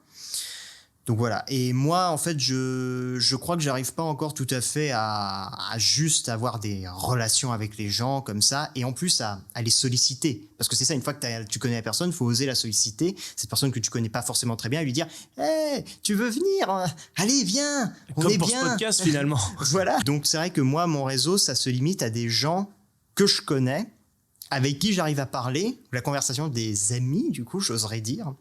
Et voilà, et ces amis vont pour moi connaître des gens, ils vont ramener leurs amis, etc. Mais en fait, on en parle beaucoup de ça, enfin du réseau. Du réseau. Absolument. Mais en fait, je pense que pour beaucoup de gens, le réseau, finalement, c'est des amis. Enfin, vois ce que je veux dire. Enfin, je ne pense pas que tout le monde soit hyper naturel en société, ça n'existe pas. Non, bien sûr. Au final, j'exagère peut-être un peu, ou beaucoup même.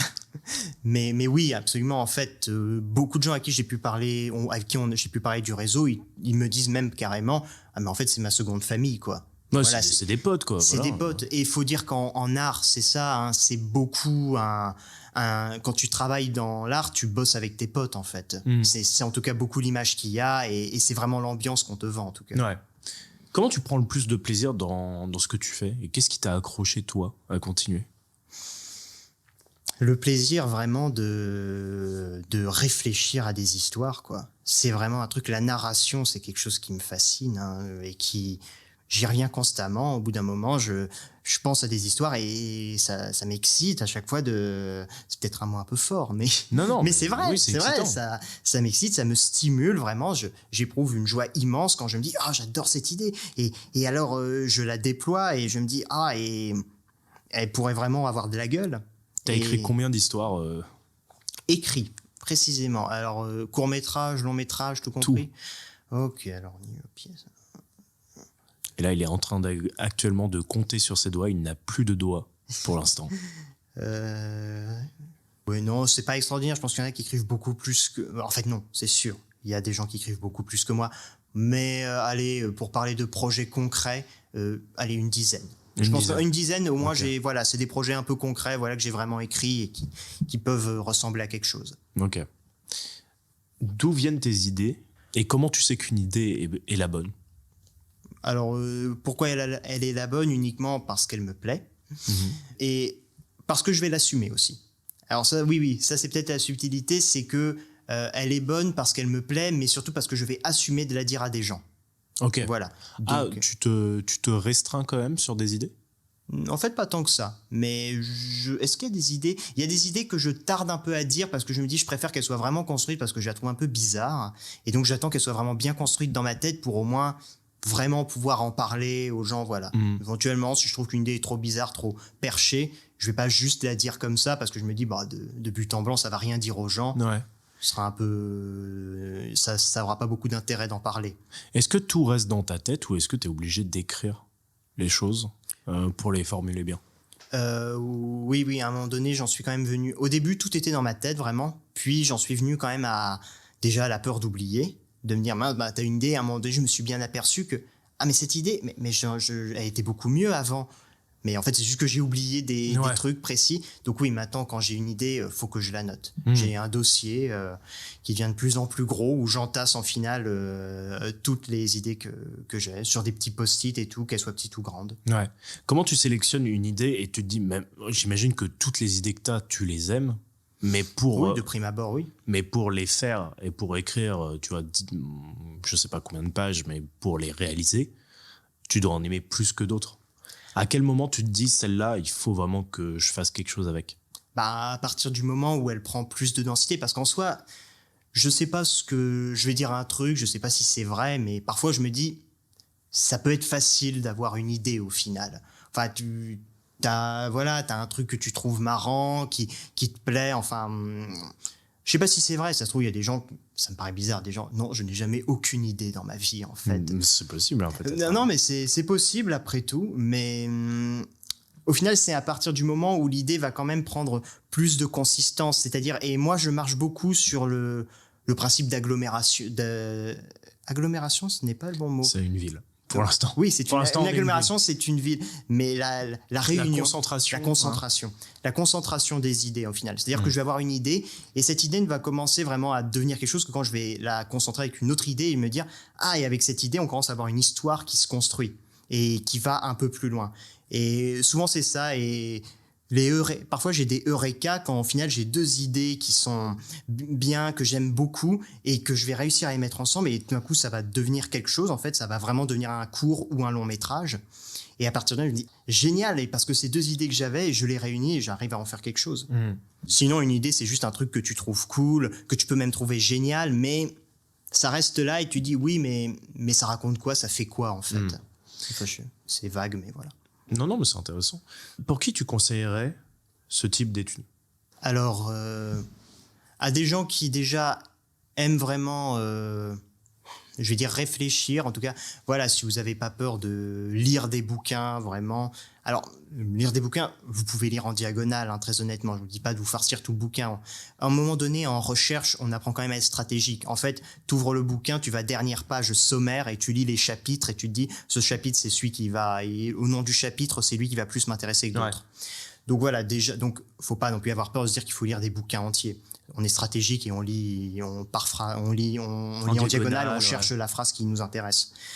Comme j'ai dit, je suis pas le plus assidu, donc peut-être que des gens en master me regarderaient en me disant mais c'est qui ce branleur ? C'est pas grave, ça marche voilà, quand même. c'est pas grave. Mais voilà, donc au final, faut quand même aimer réfléchir, il faut se dire voilà, j'apprécie d'écrire 50 pages. Enfin, c'est gros, mais me dire oui, faut aimer écrire, je pense. Faut vraiment aimer se dire bah voilà, je vais réfléchir à un sujet et je vais écrire sur ce sujet. Et parce que au final, comme les idées de fiction, moi je sais qu'à un moment donné, je peux trouver du plaisir à écrire vraiment sur un sujet théorique, à me dire ah mais ouais, j'avais pas pensé à ça, mais ça du coup ça impliquerait ça. C'est un peu le même système que en fiction quand j'invente une histoire, qui inventer une théorie, etc. Et donc du coup, je vais beaucoup apprécier ça. Okay. Donc je pense qu'il faut apprécier vraiment de réfléchir longtemps sur un sujet et de vouloir théoriser dessus, écrire dessus. Voilà. Si vous trouvez pas ça fastidieux et chiant, ben je pense que oui, ça peut être complètement fait pour vous. Ok. Comment tu t'es renseigné sur tes formations, toi ? Et comment on peut se renseigner là-dessus plus en profondeur ? Alors, pour se renseigner, ça c'est à nouveau peut-être pas les meilleurs conseils que je vais donner parce que voilà, je suis jamais allé à une seule porte ouverte, par exemple. Voilà, c'est parce que je suis quelqu'un de casanier, timide, casanier, qui aime pas sortir de chez lui, du coup. Mais il prend des douches, hein, je vous rassure. Il prend des douches. Oui. Non, quand même. Je prends des douches, tout de même. Mais en fait, voilà. Donc, du coup, l'idée de sortir de chez moi pour aller à des portes ouvertes où des gens vont me parler, pour vendre forcément leur école, hein, ils sont quand même là pour ça. Donc, ça m'intéresse pas forcément. Or, faut quand même le faire parce que même s'ils sont là pour te vendre des choses, ils vont quand même te dire comment ça se passe là-bas. Tu vas voir à quoi ça ressemble. Il y a une partie de vérité, de toute façon. Absolument. Mais je pense aussi, pardon, excuse-moi, mais je t'ai coupé, mais je pense aussi généralement que de toute façon, ça va marcher. Même sur les portes ouvertes, qu'on te vende ou pas le truc, ça va être purement du ressenti. Et si tu le sens pas, même si tout a l'air ok, tu vois, et si tu le sens pas, je pense qu'il faut absolument pas y aller. Parce qu'en fait, le ressenti dans les portes ouvertes, j'ai l'impression que c'est le plus important. Même si, tu vois, il coche toutes les cases du truc en mode oui, bah ça a l'air sérieux. Mais si tu sens que, je sais pas, il y a un truc qui cloche, faut pas y aller, ça pue. Comme j'ai dit, je suis jamais allé à une seule porte ouverte, mais effectivement, je pense que le ressenti est essentiel, même en L1, parce que la L1 est fait pour ça en même temps. Hein. C'est aussi un moment où tu peux te dire que t'arrêtes, que ça t'intéresse pas. Voilà, c'est tout à fait normal. C'est une année de découverte. Et donc, voilà, et vu que tu es quand même censé passer 3 à 5 ans dans cet endroit, si tu t'y sens pas bien, il faut partir, hein, c'est essentiel. Ouais. Donc, voilà, moi, comment se renseigner ? Vous pouvez bien sûr, au-delà des portes ouvertes, aller bien sur les sites où ils font toujours une petite présentation. Vous tapez le nom de l'université, le domaine, le master. Ils vont vous présenter les choses. Ils vont même vous parler des débouchés possibles dans ce domaine-là. Si les débouchés vous intéressent ou que même, l'intitulé, bien sûr, c'est un peu de la pub et parfois il peut être mensonger. J'ai eu des cas où des gens me disaient qu'en fait ça correspondait quand même pas trop à ce qui se passait et même les profs s'en plaignaient. Pas dans mon université, une autre. Mais voilà, donc on peut être dans des cas comme ça. Mais si déjà ça vous accroche, ensuite aller aux portes ouvertes éventuellement. Quelqu'un qui n'y est jamais allé qui vous dit ça. Donc c'est vraiment faites ce que je dis, pas ce que je fais. Hein.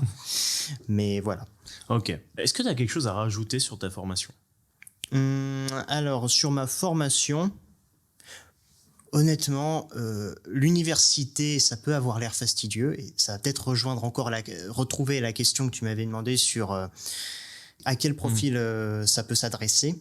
C'est que faut aussi savoir quoi en prendre. C'est vrai que si on s'arrête au côté fastidieux où faut écrire et tout, ça en fait partie, faut bosser dans ce domaine-là, mais aussi, ça peut vous apporter des choses. Ça peut vous donner des axes. L'université, souvent, elle va organiser des journées où, à un moment donné, des professionnels dans le domaine du cinéma ou du théâtre vont venir. Il y a des cours où, par exemple, un cours, là, j'ai dit, où on peut aller à la Comédie Française, voir des intervenants qui vous parlent de leur métier dans ce domaine-là, voir comment ça marche.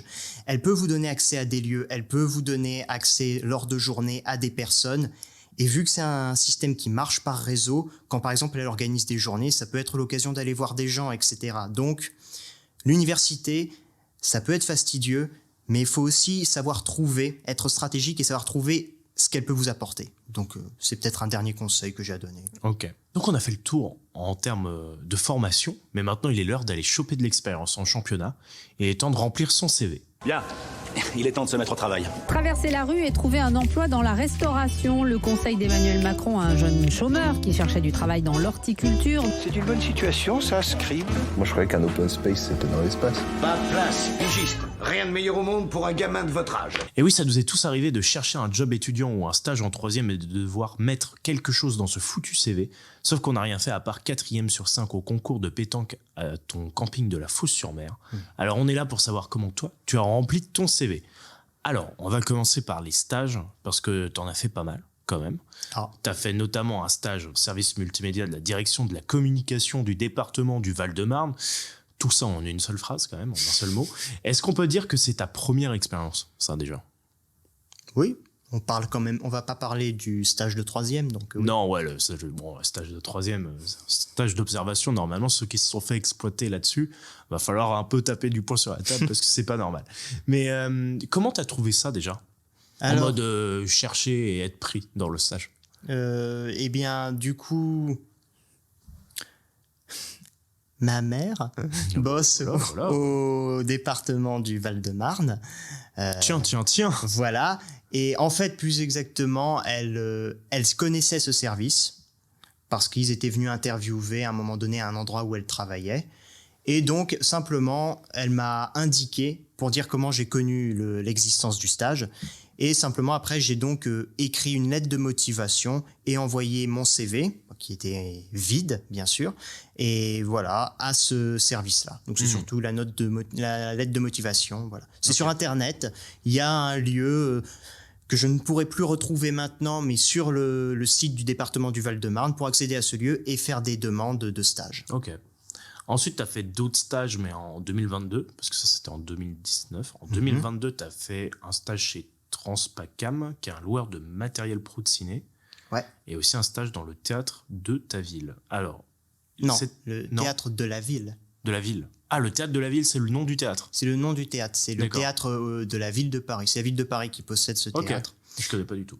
Et du coup, donc chez Transpacam, tu as aidé dans le matériel pro de ciné. Donc ça, c'était pendant le master de théâtre.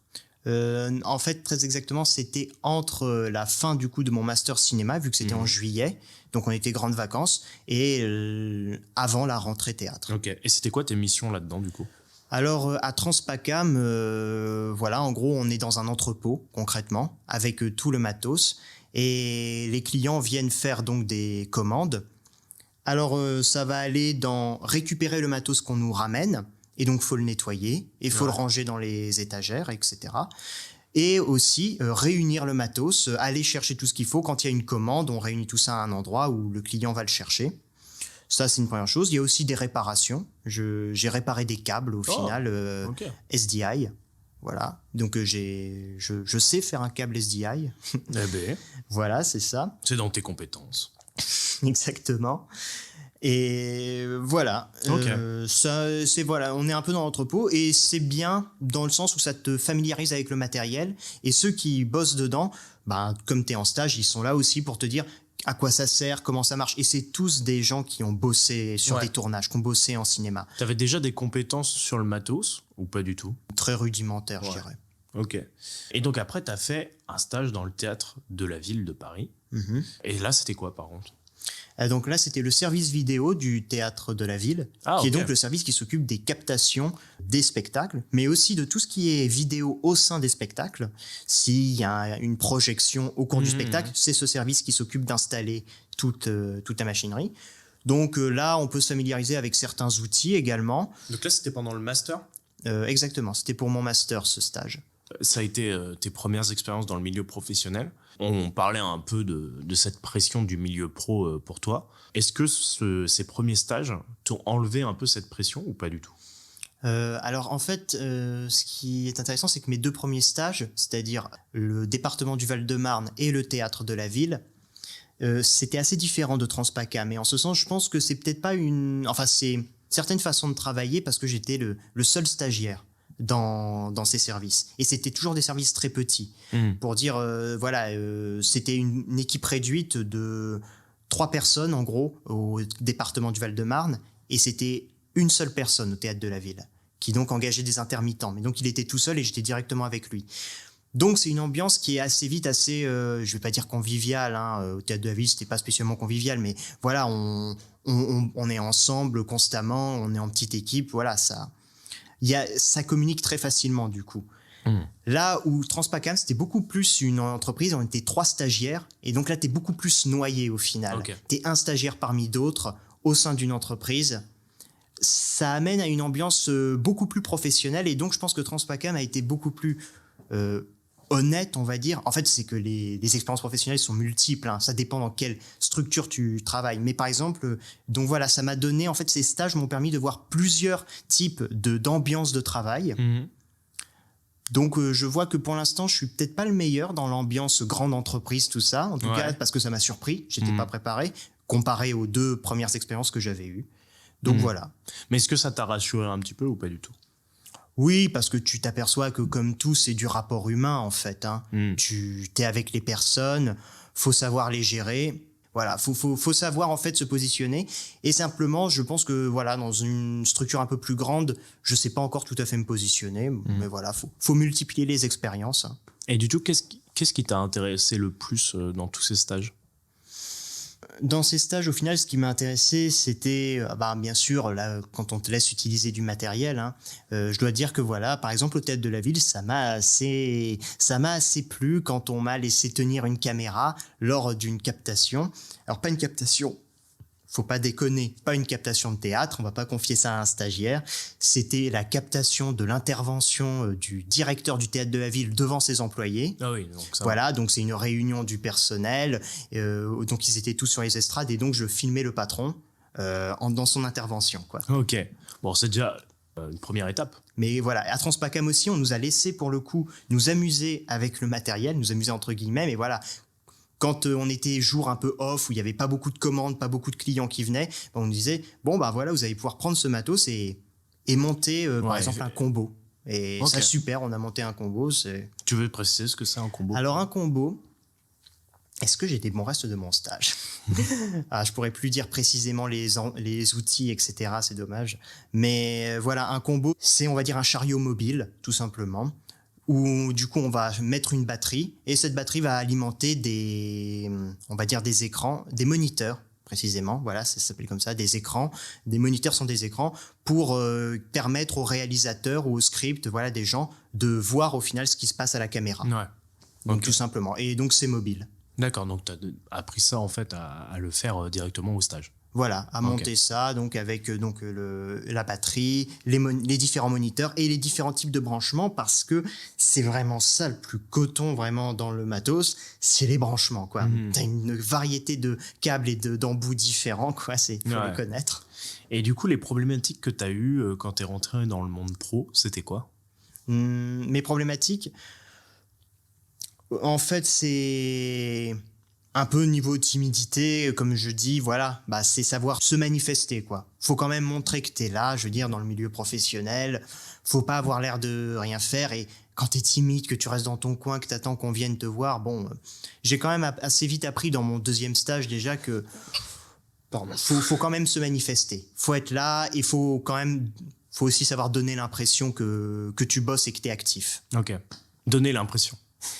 Honnêtement, parfois dans le milieu professionnel, j'ai l'impression que s'agit quand même de donner l'impression que tu bosses.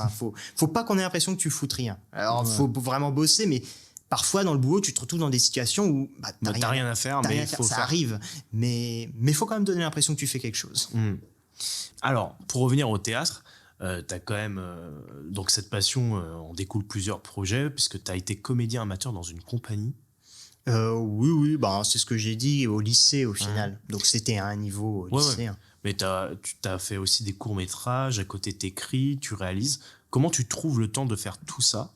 Et au final, c'est quoi l'objectif à la fin? L'objectif à la fin, c'est d'être réalisateur scénariste. Voilà. Ok. Et comment je trouve le temps? C'est vrai que j'y ai jamais vraiment réfléchi. En fait, c'est à un moment donné, je suis quelqu'un qui va toujours me donner une deadline personnelle. Voilà, à la fin du mois, faudra que j'ai écrit ça. Je sais que voilà, pour mes longs et courts métrages, c'est comme ça que je fonctionne. Hein. Ok. Par exemple, là, faut que je fasse un découpage technique d'un court métrage. Bon, ce truc tout con, hein, je me suis donné les vacances de Noël pour le faire et normalement, je devrais avoir fini la semaine qui vient. Ok.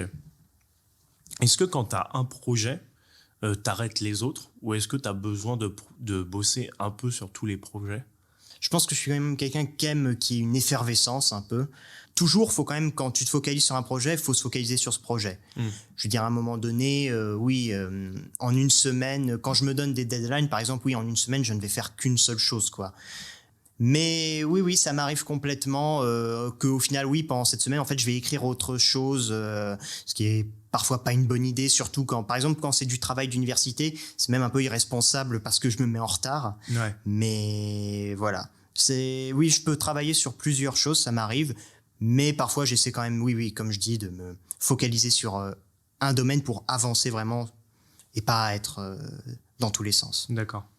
Au niveau du théâtre, on en a un peu parlé brièvement et on en avait parlé aussi avec Hugo dans des épisodes précédents, mais tu as participé à des concours pour entrer dans les conservatoires nationaux. Est-ce que tu veux expliquer comment ça fonctionne? Alors les concours, ils ont tous leurs spécificités, mais en gros, à la fin, on a une scène, soit tout seul, soit avec une réplique, un partenaire, et on va passer devant un jury. Donc voilà, ça excède rarement 3 minutes. Le jury finit par vous interrompre. Éventuellement, vous arrivez à la fin de votre scène. Donc on passe, ça passe très vite. Hein. Quand tu l'as vécu, le moment où tu passes ta scène, tu t'en souviens même plus après. C'est tellement rapide. Voilà. Ouais. Quand tu dis que tu as envie de devenir réalisateur / scénariste, pourtant tu fais aussi des concours pour être comédien. Oui. Pourquoi?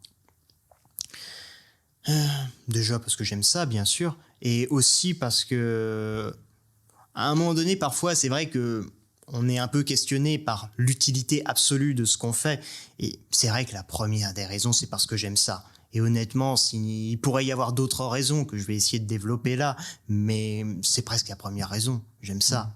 Et donc je le fais. Et on ne sait jamais vers quoi les choses vont nous mener. C'est un peu pour ça aussi que je trouve dommage, je reviens sur un vieux truc qu'on a dit, de ne pas avoir fait de licence d'histoire. Parce que je me dis, c'était quelque chose que j'aimais. Et après tout, j'aurais fait ça m'aurait peut-être donné d'autres axes éventuellement. On ne sait pas qu'est-ce qui peut nous être utile.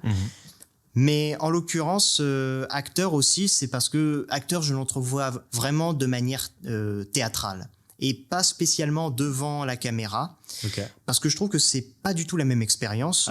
Bien sûr que non, en tant qu'interprétation. Et parce que je trouve que du coup, je parle beaucoup de narration. Et je trouve qu'au théâtre, la narration, en l'occurrence, elle passe beaucoup par l'acteur. Et t'es non-stop, c'est toi pendant, je sais pas combien de temps dure la pièce, mais le temps que durera la pièce, c'est toi qui es tout seul face au public et c'est toi qui vas gérer vraiment comment ça se passe. Donc tu fais pas non plus n'importe quoi. Enfin, il y en a qui ont dû se permettre parfois de faire n'importe quoi. Et donc c'est aussi dans cet axe de narration, etc., que j'entrevois aussi le rôle de l'acteur. L'année dernière, t'avais tenté pour la première fois ces concours, c'est ça? Absolument. Tu y retentes cette année parce que malheureusement ça a échoué l'année dernière. Oui. T'as aussi... là, c'est pas pour t'enfoncer, mais du coup... Enfonce-toi. Non, mais t'as t'as échoué aussi sur le master en réalisation ciné pendant plusieurs fois. Ah oui, c'était l'année. À la fin, j'étais, mais putain, je vais faire quoi de ma vie? Comment tu te relèves de ça? Parce que au bout d'un moment, et même t'as tenté les écoles de ciné. Pas cette publiques, année-là, mais les années avant, oui, j'avais tenté. Donc en fait, t'es très concours en fait. T'aimes bien préparer les concours. Oui. Mais comment tu fais pour te relever à chaque fois, parce que forcément tu te prépares, t'y crois un minimum, même si tu sais que c'est très compliqué, tu te dis on sait jamais, peut-être que ça va passer, et en fait t'es obligé d'y croire pour que ça passe. Ah, t'es complètement obligé d'y croire. J'imagine que des gens ont réussi parfois des concours en le faisant par-dessus la jambe, ça doit exister dans l'histoire, Mais je pense que quand même, non, majoritairement, faut y croire, quoi. Mais tu peux pas te pointer. Comment tu fais pour retenter le coup malgré tout? Alors, c'est, je vais dire, beaucoup de force mentale. Je sais pas si c'est le bon terme, mais c'est à un moment donné la capacité, parce que bien sûr, il y a la phase dépressive, hein, alors qui est pas très longue en ce qui me concerne. C'est au moment où tu lis les résultats et où tu te dis, mais je vais faire quoi de ma vie? Je vais faire quoi de ma vie? Et puis le lendemain, déjà, tu te forces mentalement à te dire, bon bah c'est comme ça et pas autrement. Donc tu vas continuer. Et c'est comme ça. Et alors, tu as toujours les questionnements dans ta tête qui se te disent qu'est-ce que tu vas faire de ta vie, qu'est-ce que tu vas faire de ta vie. Ceux-là, ils t'abandonnent jamais. Et c'est une force mentale pour te dire, ben en fait, tu vas quand même continuer parce que voilà. Okay. Et honnêtement, j'ai l'impression que ça m'inquiète même parce que je me dis un jour, elle va me quitter cette force mentale. Et ça m'inquiète de me dire si elle va me quitter un jour. Et voilà. Mais toi, ce qui est marrant, c'est que tu penses directement à qu'est-ce que tu vas faire de ta vie. Alors que moi, ayant fait des concours, mais pas de théâtre ou quoi, mais c'est plutôt en mode est-ce que je suis vraiment bon là-dessus, tu vois? C'est pas en mode qu'est-ce que je vais faire de ma vie parce que je suis même pas à cette étape-là. Je suis en mode mais est-ce que je crois assez en moi pour me dire que ça va passer? Tu vois ce que je veux dire? Alors moi, je peux avoir ça dans les concours où au final, et c'est peut-être ce que tu dis, de se dire réussir le concours, c'est aussi se dire est-ce que des gens vont croire en moi, en fait? Est-ce que je suis légitime, tu vois? Est-ce que je suis légitime? Exactement. Et le concours, il a cette vertu. C'est pour ça que je suis très concours aussi. Parce que mine de rien, je suis quand même en recherche de légitimité. Je suis en recherche de gens qui me disent, sur des milliers de personnes qui se présentent, il y a des personnes qui m'ont sélectionné moi. Qu'on dit, ah bah, on va prendre lui, sur toutes ces personnes. Il y a cette recherche, c'est évident. Et oui, je pense que c'est une des recherches principales. Et après, c'est vrai que je parle beaucoup de qu'est-ce que je vais faire dans la vie, parce que c'est une problématique qu'on m'a mis aussi à la maison, etc. C'est un peu l'idée, moi, dans la famille, en tout cas mes parents m'ont beaucoup mis dans le contexte, m'ont beaucoup parlé de leur histoire qui consiste beaucoup à dire quand tu quittes la maison, tu sais ce que tu fais. Ma mère, c'est énormément ça, c'est je quitte la maison, j'ai un boulot et je subviens à mes besoins, comme ça je suis indépendant. Elle me le rappelle régulièrement, c'est aussi ça. Mais quand même beaucoup. Tacle à chaque fois derrière la tête. C'est un peu ça, c'est quand même tu vis chez nous. À ton âge, j'étais déjà parti. Oh ouais. Elle me dit pas ça comme ça. Moi, c'est comme ça que je le ressens parce que quand elle me raconte son histoire, je fais le lien de me dire oui, en fait, à mon âge, ma mère était déjà partie, était engagée dans des études parce qu'elle avait vraiment la mentalité de j'aurai un boulot pour gagner ma vie et être indépendante. Après, c'est même plus les mêmes sociétés parce que il y a encore des colocataires à 35 ans, par exemple. Non, donc, bien sûr, les choses ont changé. Et puis, ma mère, je pense qu'elle a beaucoup une angoisse, c'est qu'on a un ami dans la famille qui, lui-même, veut être réalisateur, etc. et qui va sur ses 60 ans maintenant. Enfin, non, qu'est-ce que je raconte? Non, 50 ans. Voilà. Oui, le train a peut-être un peu passé, même s'il y a encore... Je sais pas. Louis de Funès est devenu connu à 40 ans. Louis de Funès, faut peut-être dire ça, je crois que j'avais entendu dire, la moyenne d'âge des réalisateurs en France, c'est 50 ans. C'est vrai. Donc, en fait, pour débuter sa carrière, je veux dire. La moyenne d'âge pour débuter sa carrière. Donc, ah ouais?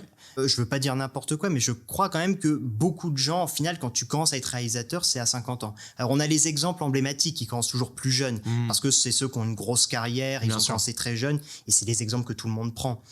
Parce qu'ils sont, parce que tu as envie de commencer tôt aussi. Alors, peut-être que ce que je dis est faux en termes de chiffres, mais je crois que j'avais entendu dire quand même que 40-50 ans, c'est quand même une période où la plupart commencent quand même leur carrière. La carrière commence vraiment en tant que réalisateur. Okay. Avant ça, ils travaillent sur les tournages, bien sûr, tout ça, j'imagine. Enfin, ils ont... Oui, t'es second, t'es assistant réalisateur. Voilà, il y a toute cette phase. Donc voilà. Enfin, parfois.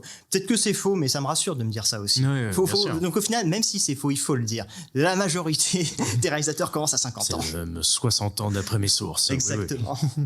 Donc, est-ce que tu arrives aussi à analyser et prendre du recul sur tes échecs, voir ce qui n'a pas fonctionné? Bien sûr, c'est ce que j'essaie de faire en permanence. Voilà, on parlait de ça, je prends l'exemple des concours. Quand tu le retentes, tu te dis, qu'est-ce qui n'a pas marché là? Et donc, tu te dis... T'arrives à le savoir, toi? Non, je pense que il y a toujours un doute. Tu te dis, est-ce que c'est vraiment ça? Parce que le concours, il y a beaucoup d'inconnus. Tu te dis, qu'est-ce qui intéresse le jury? Qu'est-ce qui fait que là, ils ont pris et pas là? T'es toujours dans l'incertitude. Ils te font des retours ou pas? Non. Pour le CNSAD, par exemple, ils ne font pas de retour. Donc, en l'occurrence, t'es vraiment seul face à... Ils te mettent des appréciations, ce qui peut t'encourager. Enfin, ils te mettent des appréciations type ABC. Donc voilà, A, c'est pas très loin quand même. Hein. C'est ça. A convaincu le jury. Et vous avez éventuellement pas été pris au premier tour, mais c'est plutôt encourageant en l'occurrence. Vous êtes vraiment encouragé à retenter votre chance parce que, bon, vous avez plus, mais peut-être que c'est une histoire de chiffres. Ça, c'est rien que le premier tour. C'est quoi les seconds tours et troisième tours? Enfin, je sais pas. Alors en l'occurrence, au CNSAD, il y a 3 tours. Okay. Le premier, voilà, on passe entre 3, 2 et 2 scènes. Et au second tour, on te demande d'en préparer 2, donc t'en passes 2. Et 2 autres qui sont différentes enfin, ça c'est toi qui vois. Au CNSAD, t'es libre complètement des scènes que tu choisis. Il y en a qui préparent plusieurs scènes et qui donc présentent des scènes complètement différentes de celles qu'ils avaient montrées. Mm-hmm. Et d'autres qui, non, vont montrer 2 des 4 scènes qu'ils ont déjà. Il n'y a pas de règle, quoi. Il n'y a pas de règle là-dessus. Et troisième tour, je sais plus, mais je crois que, en l'occurrence, c'est quand même plus pour voir comment tu fonctionnes avec la direction. Enfin, le fait d'être dirigé en tant qu'acteur. Donc, je crois que là, il y a plus d'interaction avec le jury. Ok. Et ouais, donc tu voyais ce qui allait pas sur ton dernier en passage. tout cas, j'ai essayé un peu d'analyser, de voir en fait qu'est-ce qui faisait que j'étais à l'aise sur ces scènes, pas à l'aise également, surtout là où j'étais pas à l'aise et comment ça marchait. Au final, moi, je pense que pour le CNSAD et le théâtre de manière générale, il n'y a pas non plus beaucoup de secrets. Il faut quand même aimer ce que tu joues. Et à un moment donné, il faut faire sentir au jury que tu aimes ce que tu joues et que c'est... Voilà. Donc, faut vraiment... Moi, j'attache beaucoup d'importance à la sélection des scènes. Voilà, donc je vais vraiment réfléchir à trouver mes scènes et à les aimer, quoi. Faut vraiment apprendre à aimer ces scènes et à aimer le texte que tu dis. En tout cas, c'est comme ça que moi, je fais. Ok. Alors, on passe à la suite. On a fait le tour de ton CV, on a bien taffé.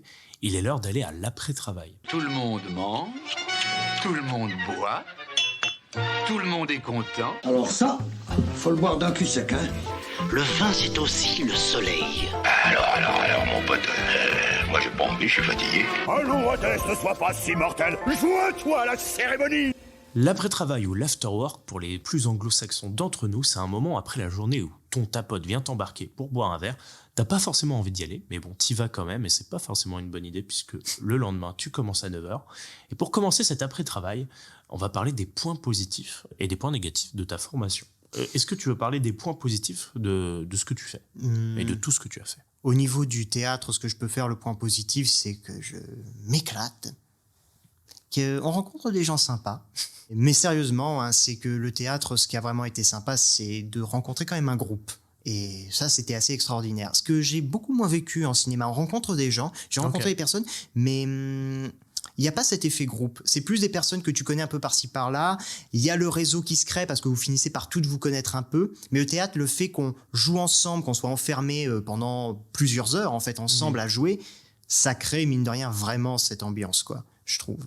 Donc ça, c'est super. Ça, c'est un très gros point positif.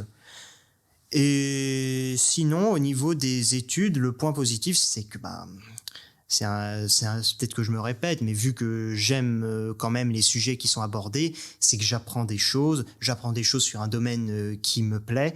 Et donc, au niveau des études, c'est ça qui est très passionnant, quoi. C'est de devoir réfléchir à quelque chose que tu aimes. Est-ce que y a un moment marquant qui t'a rendu fier? Non, je n'ai jamais été fier de ma vie. Je n'ai jamais été fier de moi. Personne ne me l'a jamais dit.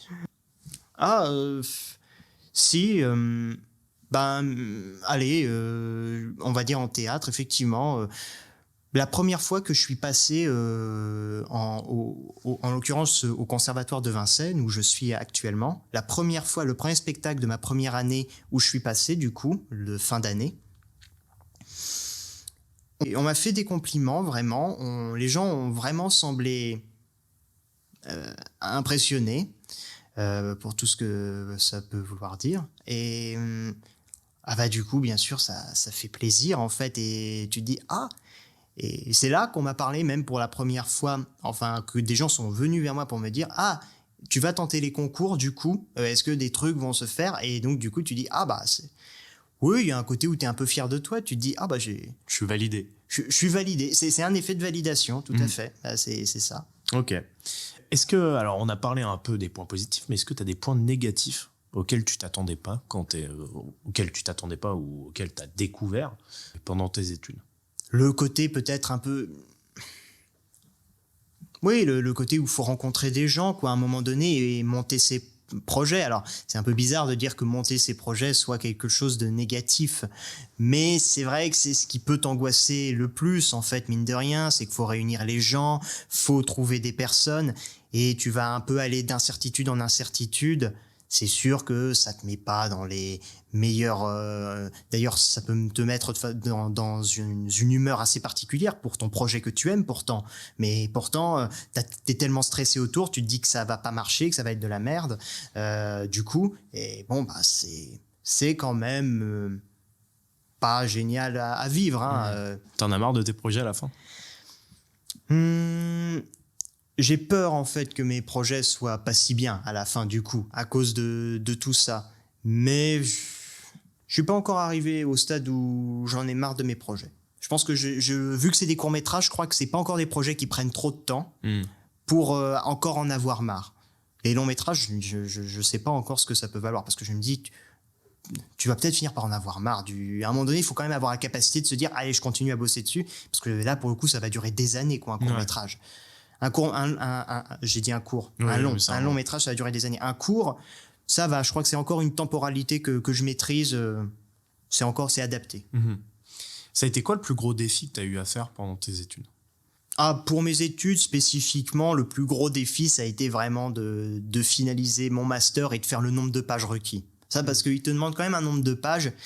Et c'est vrai qu'à un moment donné, il faut vraiment... Là, ça a été des moments où j'ai dû m'atteler fin d'année à vraiment écrire théoriquement et vraiment à réfléchir parce que je veux quand même être content de ce que j'écris à un certain niveau et de se dire, bon, bah voilà, pour faire 100 pages, comment tu... Voilà. Faut pondre 100 pages. À un moment donné, tu te retrouves avec des deadlines comme ça. Voilà. Est-ce qu'il y a eu des moments de doute pendant tes études? De doute, oui, bien sûr. Hein. À un moment donné... T'as ces moments où tu te dis, mais en fait, est-ce que mes idées sont vraiment bien? Est-ce que ça va vraiment quelque part, tout ça? On retourne un peu sur des doutes classiques, hein, mais on parle spécifiquement pour les études. Hein. Pas forcément les études. J'ai dit les études, mais tu peux aller plus loin. En fait, oui, parce qu'après, je parle de doute quand ton projet est rejeté, en fait. Tu vois, par exemple, je viens de recevoir, pour la première fois, j'ai un projet de bande dessinée. Voilà, tu fais aussi de la bande dessinée? Je ne dessine pas, c'est purement scénaristique de ma part. Donc voilà, j'ai écrit un scénario de bande dessinée. Voilà, c'est un projet, je me dis, j'essaie de l'envoyer à des éditeurs. Et là, j'ai eu pour la première fois vraiment une réponse officielle d'un éditeur à ma bande dessinée et qui me dit, bon, formule classique, merci de nous avoir présenté votre idée, mais ce n'est pas ce que nous recherchons actuellement, etc. Et c'est la première fois que je reçois vraiment une lettre comme ça. Officielle. Voilà, c'est vraiment une lettre de... Voilà, cette lettre, tu en entends parler, tu la reçois, et tu te dis, c'est quand même... ok. Parce que j'y croyais à ce projet quand même, je trouvais que c'était bien. Je me disais, quelqu'un va lire ça, tu peux pas dire que c'est... Mais non, tu le lis et des gens se disent non. Et voilà, ça fait quand même quelque chose. Ok. Mais du coup, à retravailler cette BD, tu ne laisses pas tomber. Non, ça me plaît, il faut quand même se faire confiance un peu. Quand tu es dans le domaine artistique, tu te dis, tu vas essayer de vendre tes trucs ou de produire tes idées, tes concepts. Faut quand même arriver à se dire que tu y crois. C'est ça, t'arrêtes quand tu y crois plus. Qu'est-ce que tu fais pour aller mieux? Pas forcément quand ça va pas, hein, mais qu'est-ce que tu fais pour aller mieux? J'ai pas vraiment de routine pour aller mieux. Comme je dis, ça repose beaucoup sur moi qui me dit c'est pas grave. Et donc, tu continues. Donc, en fait, j'ai pas de formule magique pour aller mieux. J'ai juste un truc d'un refus de ma part d'aller mal. Ou en fait, tu peux pas t'empêcher d'aller mal. Mais en gros, un refus de m'enfoncer là-dedans. Et donc, ça repose beaucoup sur moi qui me dit c'est pas grave, on va continuer. Et généralement, en fait, dans ces phases-là, je vais me mettre devant mon ordi et regarder des vidéos, des séries, des trucs en boucle. Faut seulement que j'occupe mon esprit pendant un certain temps jusqu'à ce qu'on passe ce cap, en fait. Ok, mais jusque-là, ça fonctionne bien. Jusque-là, ça fonctionne. Hein. Okay. Tout va bien. Aujourd'hui, tu as quelle vision de ta formation et de ton parcours? Je pense qu'honnêtement, c'est pas forcément le meilleur parcours. Il y a des parcours plus efficaces, j'imagine. Enfin, après, qu'est-ce que ça veut dire efficace? Mais Tu parlais de doutes, hein, oui, j'ai des doutes sur mon parcours, par exemple, mais ça c'est très global comme doute, c'est de se dire, oui, j'ai un regard sur mon parcours de me dire, voilà où j'en suis, maintenant il faut que je continue à essayer de faire comme ça, mais c'est vrai que j'ai un peu un recul de me dire, ouais, que j'aurais dû faire autrement. Après, c'est très vague. Est-ce que tu veux que je donne un exemple concret ou... Tu peux donner un exemple concret, bien sûr. Je sais pas. Par exemple, je suis pas quelqu'un qui est très technique, en fait. Voilà. C'est vraiment, je suis dans la narration. Ce qui est quand même pas évident dans ce milieu parce que vraiment, tu fonctionnes sur le scénario, la réalisation. Bon, c'est quand même des domaines. Oui, okay. Il y a de la technique quand même. Il y a de la technique, mais si tu veux gagner ta vie, voilà, dans l'idée de gagner sa vie dans ce domaine-là, faut arriver à vendre des scénarios, quoi. Et c'est vrai que j'aurais du mal à me faire... je me suis pas intéressé à la caméra, quoi. Parce que c'est pas forcément ce qui me passionne. La caméra, la technique. Or, avec ce genre de savoir-faire, tu peux te faire embaucher sur des plateaux de tournage, etc. Tu peux arriver à gravir les échelons vers ça. Sauf que c'est pas ce qui m'intéresse. Donc d'un côté, je sais pas si je peux m'en vouloir de pas avoir eu ce parcours parce que de base, ça m'intéressait pas. Mais voilà. Ok. Est-ce qu'il y a des choses que tu referais ou changerais si tu avais l'occasion et qu'est-ce qui t'aurait aidé à faire mieux? En fait, si je devais changer des choses, ce serait mine de rien de commencer plus tôt à réaliser au sein de la licence. Parce que voilà, à la licence, mine de rien, j'ai pas réalisé de choses. Or, c'est là qu'on est tous jeunes en licence et on est tous un peu fougueux. Alors, on fait pas les meilleurs trucs, mais au moins on fait des choses. Et je pense que, mine de rien, il y avait une énergie. Et si j'avais vraiment été porteur de me dire, allez, on est en L1, L2 ou même L3 et ça y est, on va réaliser des trucs en masse, des petits projets, pas grand-chose, 5 minutes, 7. Au moins, ça m'aurait fait de l'expérience, j'aurais un max de vidéos à montrer, peut-être même dès qu'il serait pas si mal que ça, au moins j'aurais du catalogue, peut-être nul, mais je pense que c'est quand même un truc que faut quand même saisir l'occasion si on veut être réalisateur ou scénariste, et dès la L1, parce qu'en L1, c'est là qu'on est tous jeunes, on n'a tous aucune expérience. Donc en fait, on peut demander à tout le monde de bosser gratuitement. Oui. Mine de rien, j'arrive en master là et je tombe de plus en plus sur des gens qui, maintenant, ils aimeraient quand même être sur des tournages un peu rémunérés. Ils se sentent plus trop d'aller sur des tournages amateurs où on n'est pas payé. Ou... On arrive dans des âges qui, en ce sens, sont peut-être plus compliqués. Et du coup, il aurait fallu plus saisir l'occasion en licence. Mais tu te sens plus fougueux? C'est fini? La fougue? Ah non, personnellement, niveau fou que je me sens pas moins d'énergie qu'en licence quand même, faut pas exagérer. Ouais. Mais... on reste jeune quand même. Voilà. Au contraire, je tente plus de choses qu'en licence, mais c'est ça qui est con, je trouve, c'est qu'il aurait fallu tenter ces choses-là peut-être plus tôt. Maintenant, c'est quoi le projet? Tu te vois où dans 1 an ou 5 ans? Dans 1 an ou 5 ans? Alors, dans une école, parce que j'aurais réussi les concours. Très bien. Voilà. Et sinon, dans 1 an, ce que je fais, c'est que je vais réaliser un court-métrage. Je me suis un peu décidé des trucs comme ça pour vendre un long-métrage. Ce sera je pense que je sais le projet. Ce sera un court-métrage destiné qui répétera un peu l'histoire d'un long et comme ça me donnera, j'aurai quelque chose à montrer au producteur. Ok. Bon, voilà. Mais du coup, c'est la réalisation d'un court-métrage dans 1 an. D'accord. Et ultime question pratiquement, mais est-ce que tu avais cette vision-là de ton travail quand tu étais en terminale? En fait, ce qui est marrant, c'est que j'en avais le discours. Je pense que j'étais quand même en terminale, j'avais quand même le discours de à quoi ça ressemblait, qui était plutôt juste. Mais en fait, je m'aperçois que je mesurais pas ce que je disais. Donc, j'en avais pas la vision, mine de rien. Ok. L'émission touche bientôt à sa fin, mais je voulais savoir si tu avais une petite reco pour nos auditeurs qui permettrait de se plonger un peu plus dans ton métier, en tout cas dans tes études, et qui les aiderait à se renseigner. Une recommandation sur les études théâtrales, du coup. Tu vois, un truc qui les mettrait un pied dedans. Tiens, je glisse ça comme ça, peut-être. À la Comédie Française, je sais pas s'il y en a qui savent ou non, le soir, à partir pour les moins de 28 ans, c'est 5 € la place. Voilà. Et c'est gratuit le lundi. Mais du coup, le lundi, c'est vrai qu'il faut arriver tôt. Ça doit être blindé. Le lundi, c'est blindé. Par contre, de mon séjour, ce que j'ai fait à la Comédie Française, c'est jamais blindé les autres semaines. À 5 €, il y a toujours des places. Non, ça, c'est trop bien. Apparemment. Donc, au moins, pour se familiariser avec le théâtre, aussi pour rompre avec l'obstacle, parce qu'il faut se dire un truc, c'est qu'il y a aussi cet obstacle un peu culturel du théâtre, notamment la Comédie Française, par exemple, parce que ça, c'est un peu l'endroit roi, et c'est de se dire, Bah allez-y, franchement j'encouragerais à me dire pour 5 €, si jamais vous avez les moyens évidemment, essayez, faut prendre le risque d'y aller, si ça se trouve vous tomberez sur le soir où c'est plein, où c'est complet. De ce qu'on m'a dit normalement non, mais bon. Donc a priori c'est toujours bien. Les comédies françaises. Normalement, on prend pas trop de risques. Normalement, vous tomberez sur des bons acteurs et des bonnes actrices. Oui, donc au minimum. En fait, si ça vous plaît pas, c'est juste que le théâtre vous touche pas forcément, peut-être. Voilà. Mais si vous voulez essayer, je pense que c'est quand même de la bonne qualité en matière de théâtre classique. C'est sûr que c'est pas du théâtre contemporain, forcément, où là, on peut avoir d'autres formes qui s'expriment. Mais en termes de théâtre classique, avec des guillemets, je fais des guillemets actuellement, eh bien, je pense que voilà.